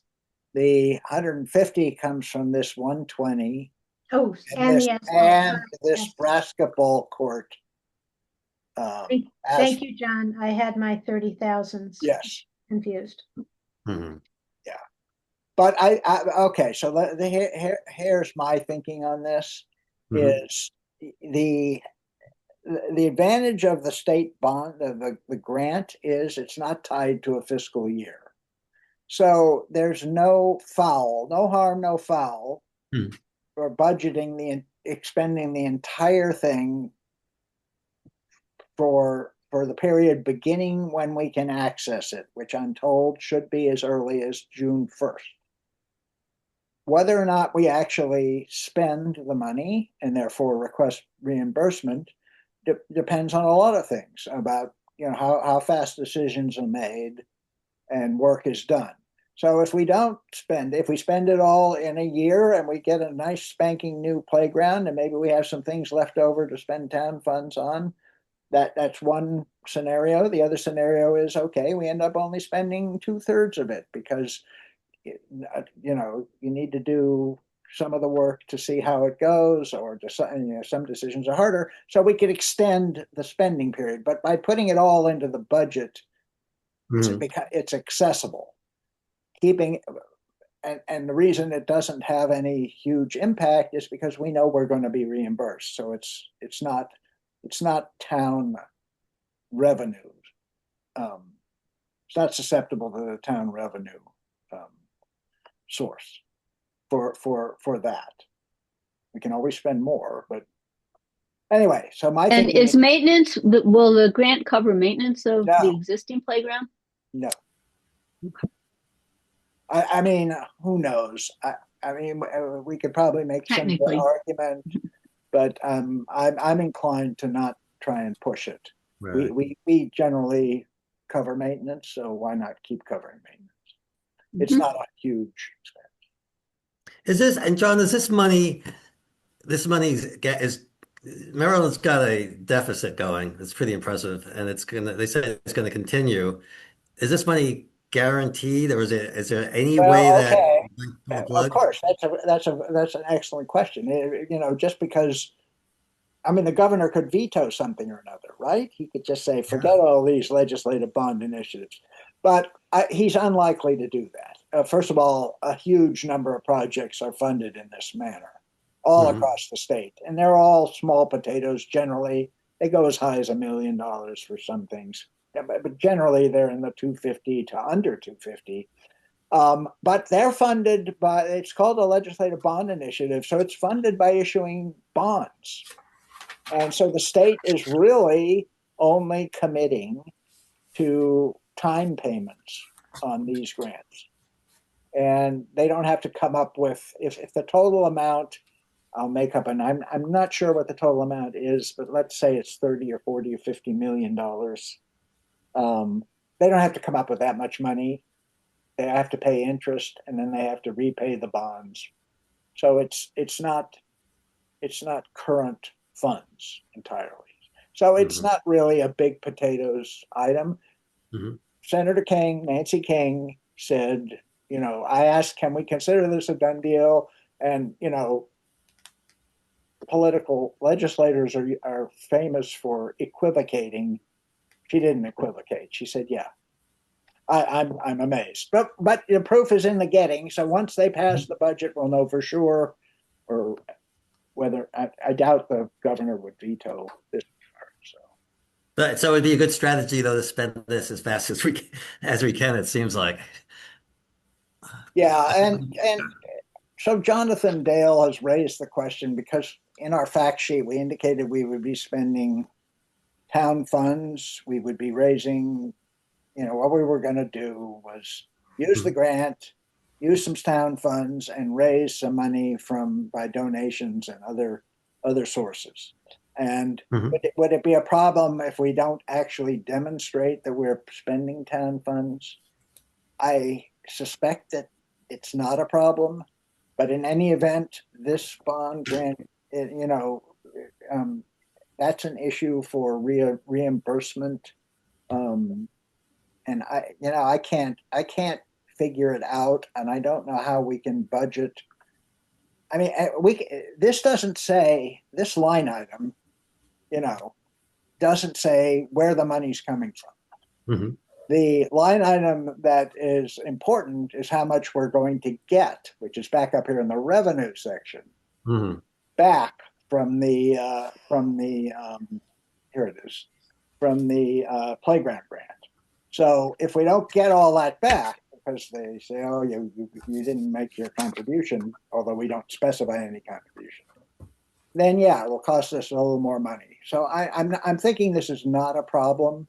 He's asked a good question, but it was just in our narrative explanation as to how we were going, and not our narrative, it was our budget, our pre-project budget for the playground project. Mhm. So we can resolve that going forward. I think for now, I think the assumption of what we're planning to do is okay. I'll try and resolve that by the nil of the town meeting, Mhm. if not sooner. So, Thanks. John, for tonight, are we changing this 120? I recommend it be changed so that we are budgeting I saw you put in, expenditure of the entire grant, which is Mhm. 30 this year.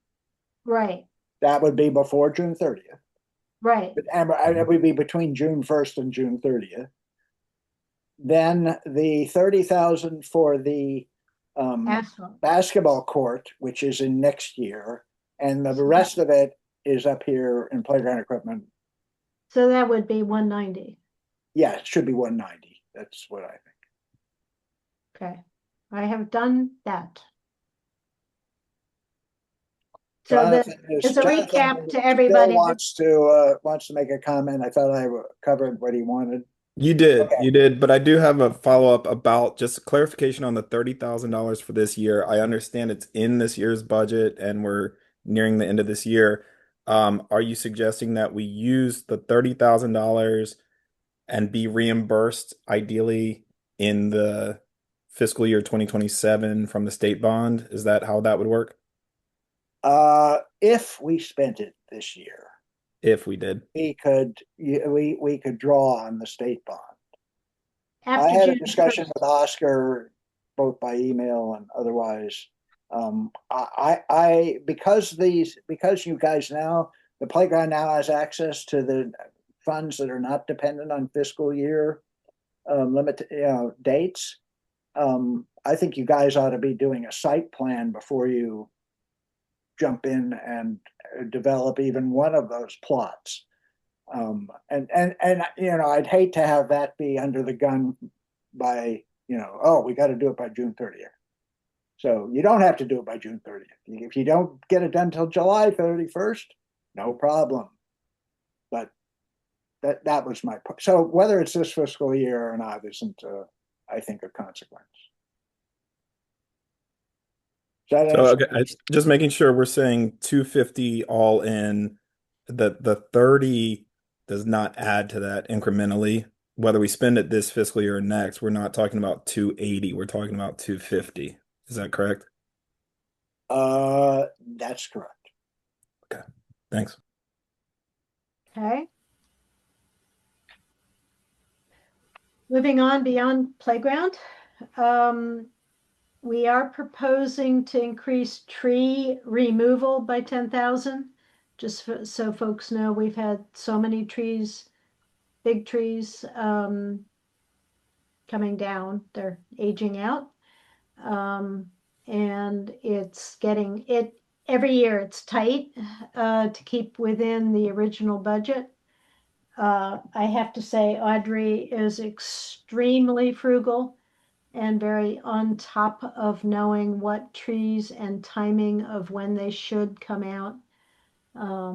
So we are asking for another 10,000 on tree removal for that. Woods management, you will see it appears as if they have reduced their traditional 50,000 budget request by 2,500. However, that is shared with line 198, which is our fearless, very young or first timer people in the workforce who slug jugs of water out to the trees. Our fearless tree waterer people, as I call them. We have about 3 or 4 young people who we pay to truck jugs of water out to the new trees in the woods because RJ cannot take a truck out there to water them.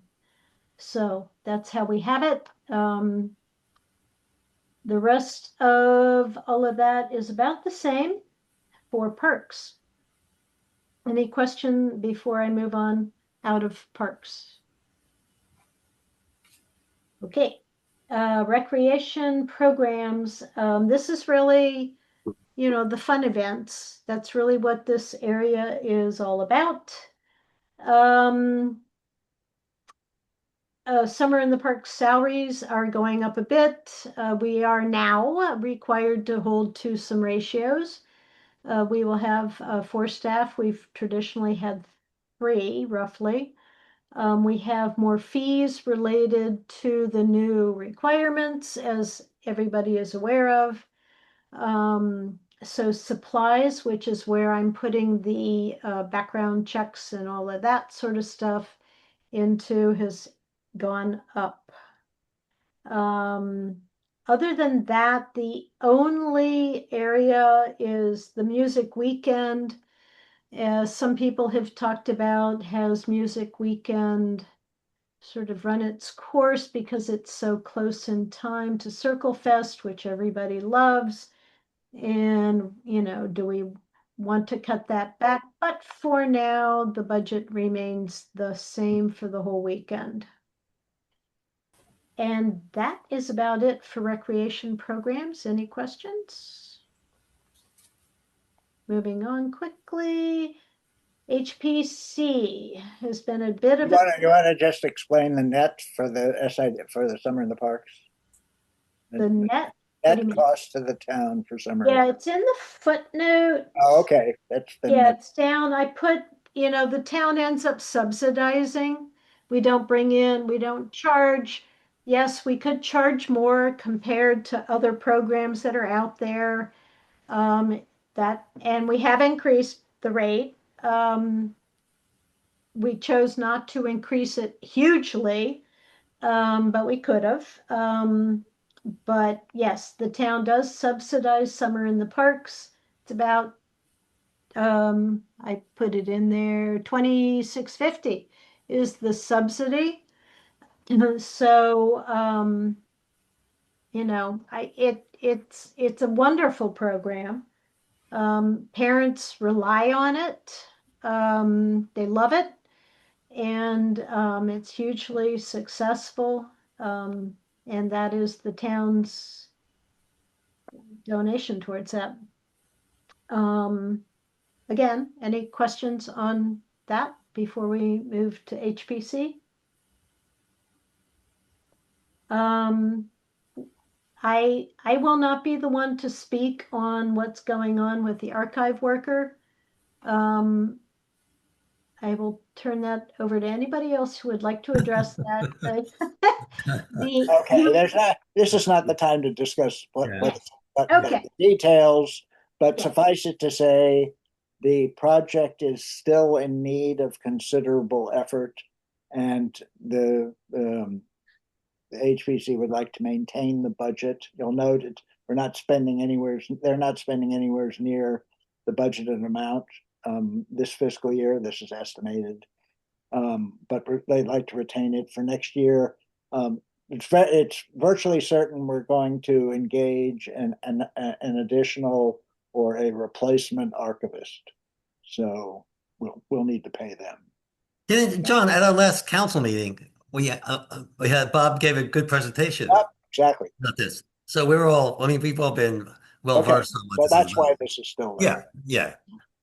Okay, Lake. We have new fresh blood running Lake issues. Stephen Hansen. I did get a late time budget from him. I don't expect these numbers to be drastically different. He parsed it into way more detail than I do, but he and I talked. And I do not expect these numbers to be drastically different. He's in the throes of trying to find lifeguards.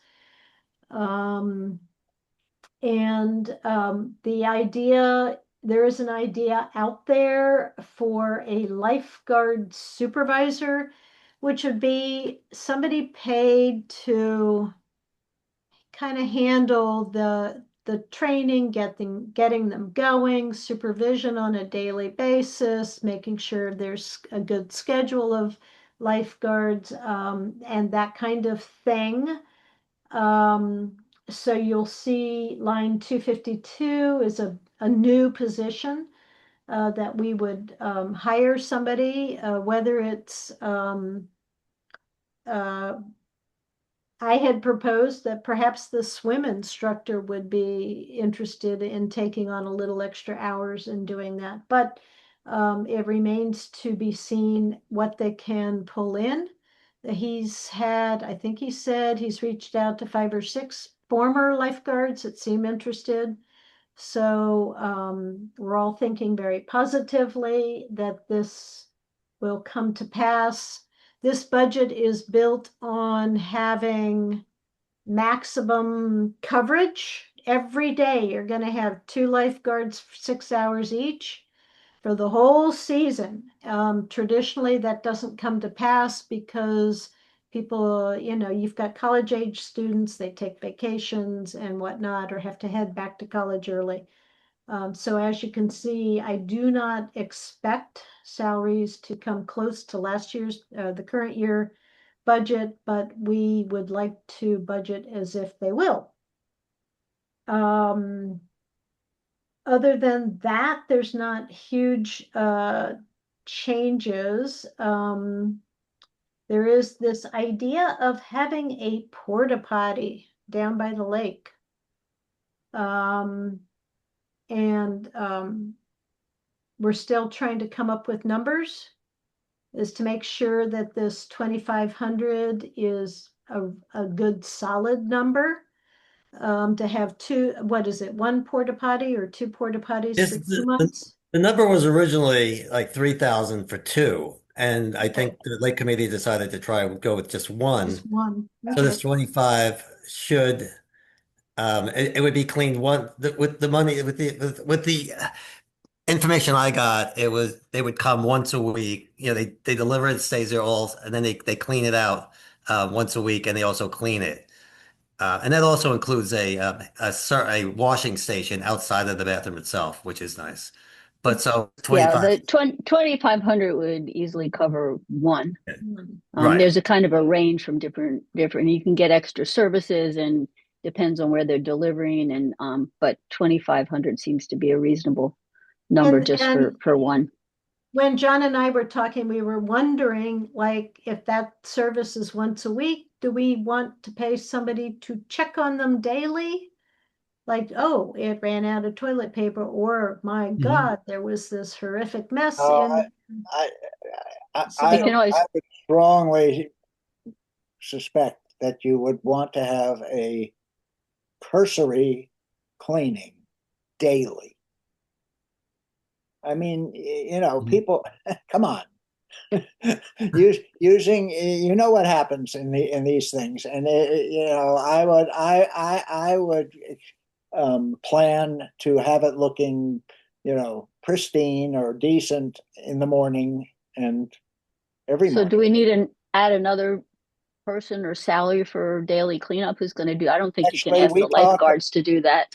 Yeah, we talked John about just that. volunteered. You just volunteered to do it. I heard it. I heard that.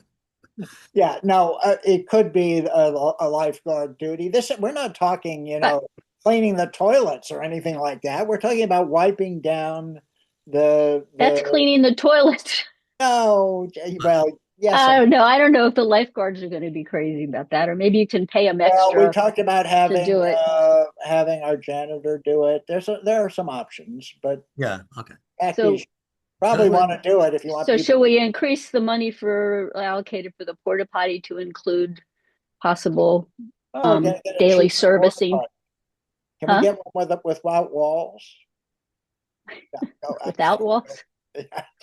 That was. I mean, we may not spend it, but I'd rather have the money in there in case we needed it, rather than, and then, you know, if we don't spend it, we don't spend it. But, you know, the problem is there's so many alternatives in terms of different companies that we really haven't looked into the details for. So if you give us some leeway, we'll try to find the best solution for all that. Add 500, make it 3,000. Sure. All right. I have done that at my end on this different version of the budget. All right, RASIC, are we ready? Are we done with the lake? Mm-hmm. Okay, RASIC, I know there was a request to have 10,000 on the education services that did not make it into this draft, and it is there now. Any other comment? Barbara. Wait, where is it? In line 262, Yes. as you had commented, this particular draft did not have 10,000 in the proposed budget. Right. So it has now been changed. Oh, okay. Thank you. Well, I want to know what the 10,000 is for. Right. I mean, So why increase it? So this $5,000,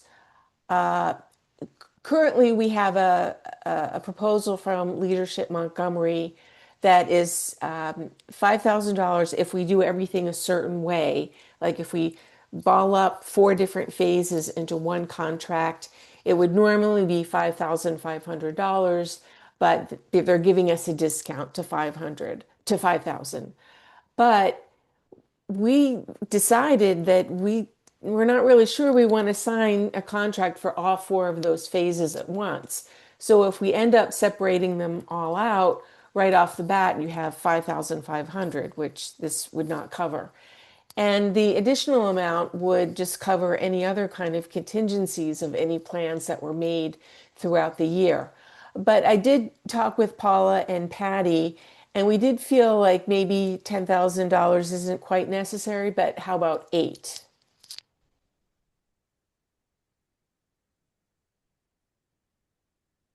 All right, so that anticipates going ahead with something resembling the proposed comprehensive plan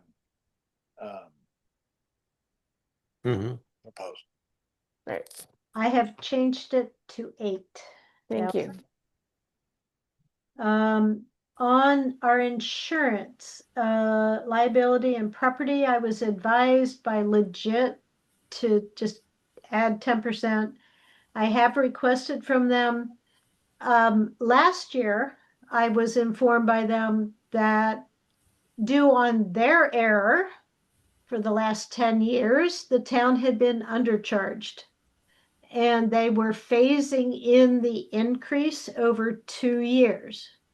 So the increase that we paid this current fiscal year is half of that. And when I was at their renewal workshop last week, I asked, so does this 10% incorporate that last part of our little bump up because we're in this unusual cohort? He said no. So I have sent an email on Friday. I'm waiting for an answer to get the exact number of what our insurance should be. I don't have it yet. The best I can go on is the increasing by 10%. We've been lucky for 10 years that we were undercharged. Anyway, so that's the insurance. When we get down into miscellaneous, we do at the end of every fiscal year, we send $1,000 donation to the Gaithersburg, Washington Grove Volunteer Fire Department. Would we want to think about, since we do that every year, would we want to think about maybe increasing them a little bit? They come through here pretty regularly, trading their So- We people. just increased it a year. Yes, we have. 2 years ago, it was 500. A Uh-huh. year ago, fiscal 25, I bumped it up to 750. This fiscal year's gone up to 1,000. So over the course of 2 years, we have doubled it. Oh, okay. We're doing that. It's a Okay. good thought, Peter. We had the same thought. I want to see my house catch fire. We already discussed this cable TV fee donation. I assume that is an okay thing now. The contingency is kind of a whatever comes up type of thing. Typically, I looked into it the last time we had Michael Swift come in on parliamentary stuff. It was recorded in this cost category. And no, Barbara, I think you were the one or somebody had suggested we bring him back in. So I'm making sure that we have that covered down here. Good. Okay? Thank you. Right. Yep. Payroll taxes and Social Security, that just totally feeds from salaries. On the town share of health insurance for the town clerk, manager, person coming, to be determined because we only have one staff person. One person does not constitute group. We cannot get group health with one person. So all we can do is say, hey, here's some money to help you get money, insurance on the marketplace or some sort of health savings account, that type of thing. And so this was left blank because that was not decided how we were going to handle that, how much we might offer somebody coming on board. So I see on here, John has proposed perhaps we can offer 1,000 a month. The arrangement we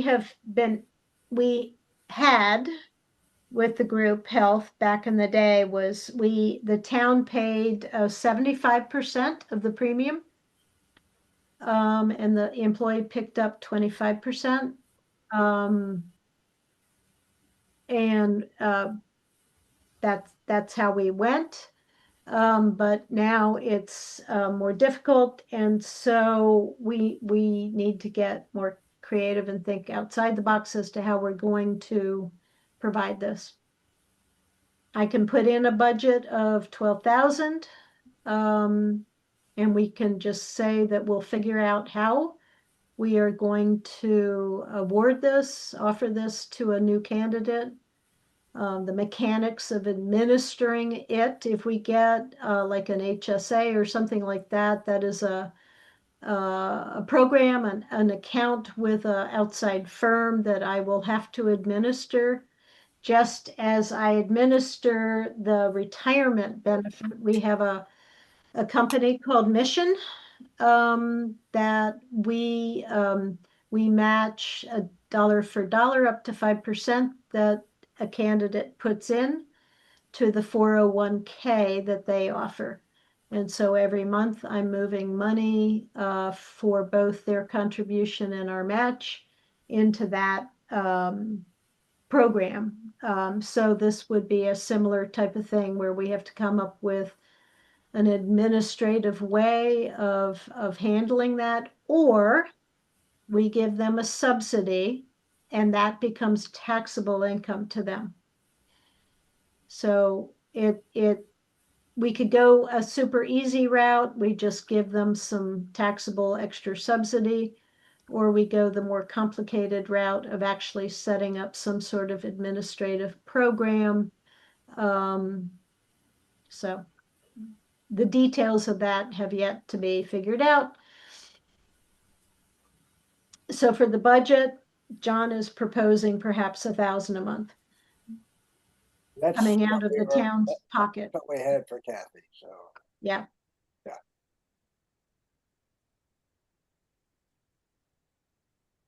And that's certainly up to the council.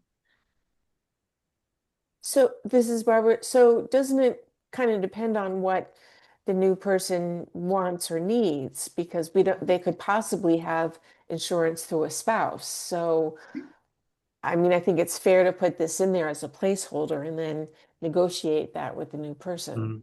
Yes. Yeah. Yes. Yeah, of course, this is a budgeting number. Yeah, best of all possible worlds is they're already covered on a family health plan. But on the other side of on the other end of the spectrum is they need to go out and get health insurance, and it's going to cost. So, yeah, it depends on the individual, of course. Yeah. But just as we budgeted, for the new position, we had a range. We budgeted the top of the range. If we put 12,000 in here, we say that's like the maximum that the town's willing to put forth, Mhm. whether we spend it or not. Okay. All right. Well, for tonight, why don't you put in 12 and everybody can think about it, and there's at least one more chance to alter. Yeah, and the line below, the retirement thing, that's just math, 1-to-1. If they put in 5%, this we have to put in, we have to match up to the 5%. So that would be the maximum. If they did the 5% at the maximum salary, that's the maximum we would put in. So so you get to the total expenses, the note there that says missing the health insurance to be determined. We have now determined that. So I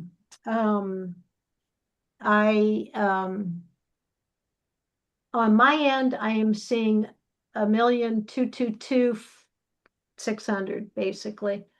The changes we have made tonight bump that up by 70,000 basically. And the expenses expected to be reimbursed by the Maryland Playground Group, that will change. So did anybody have any questions on the notes? I know we're all extremely tired and ready to be done with this meeting. But just giving folks a chance. Well, there's this item, the border property acquisition. We're not talking about the fund balances tonight. No, We'll do that in April. April. That's where this comes in. Yep. Okay. Okay. Are we all brain dead now? Yes. Gene, tremendous work. Mhm. All Really, right. fantastic job. I do want to point out at the very, very, very, very bottom of that, John, I did at your request put together, if anybody wanted to know, at the bottom below the notes, if you keep down there,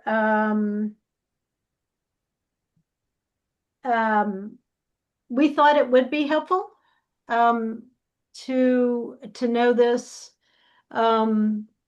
Any resident might like to know the total salaries for year-round staff. That would be the clerk, manager, whatever, myself, and our janitor. And then what I call the seasonal staff, which is a growing list of young people. We've got lifeguards, we've got counselors, we've got tennis court maintenance people, we've got tree waterers now. It's quite active in the morning. Hiring is quite a process. So this includes taxes, and on the year-round staff, the benefits are really only on the clerk/manager. The janitor and myself are only payroll taxes. Just as a interesting tidbit, we've never supplied that bit of information in one place before. So, all right. That's it. Okay. Well, that would, we also, I put in the capital improvement plan in there, which I hope, well, you're gonna see it again before the next meeting. That's where we try and anticipate our major expenses, like dredging the lake. That's a big one. You know, unfortunately, we didn't have the tennis court issues. By the way, it appears that the tennis court has never been replaced unless somebody else has better memory, or we can consult. I haven't asked Jolie or Charlie, but it may be the original installation, which is a hell of a lifetime for one of those, for that piece of equipment. So maybe it's reasonable we hadn't planned a replacement. But we try to anticipate these sort of things. So the more heads, the better, who think about where the town may need to spend money in the future. Like the sprinkler system, we all could have, yeah, I'm joking, you know, that one we missed too, but all right. Okay, I think that and the capital plan will be modified now that we've changed like the playground stuff. Yeah, so. Okay. We didn't comment on the bottom line. We'll do that next month. All right, just to close out the next meetings, the next council meetings on Monday, April 13th. It will be virtual again. And the meeting after that will be the annual town meeting on May 9th at 2 o'clock after the election from 10 to 1, the in-person. And that'll be in the town hall, and it'll be a It'll hybrid. be in the town hall. And it'll be a hybrid, right? Or will yes, well, it'll be a hybrid, and hopefully we'll have a ceiling, no leaks, yeah. and that sort of stuff. All right.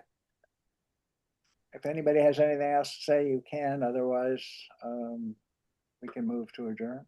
Yeah. Thank you, Thank Good night. Jean. Good meeting. Yes, Yeah, thank you, Jean. Gene. Thank you, Jane. Excellent work. Good night, everybody. Thank you, Good Jean. night. Thanks, everybody. Good night.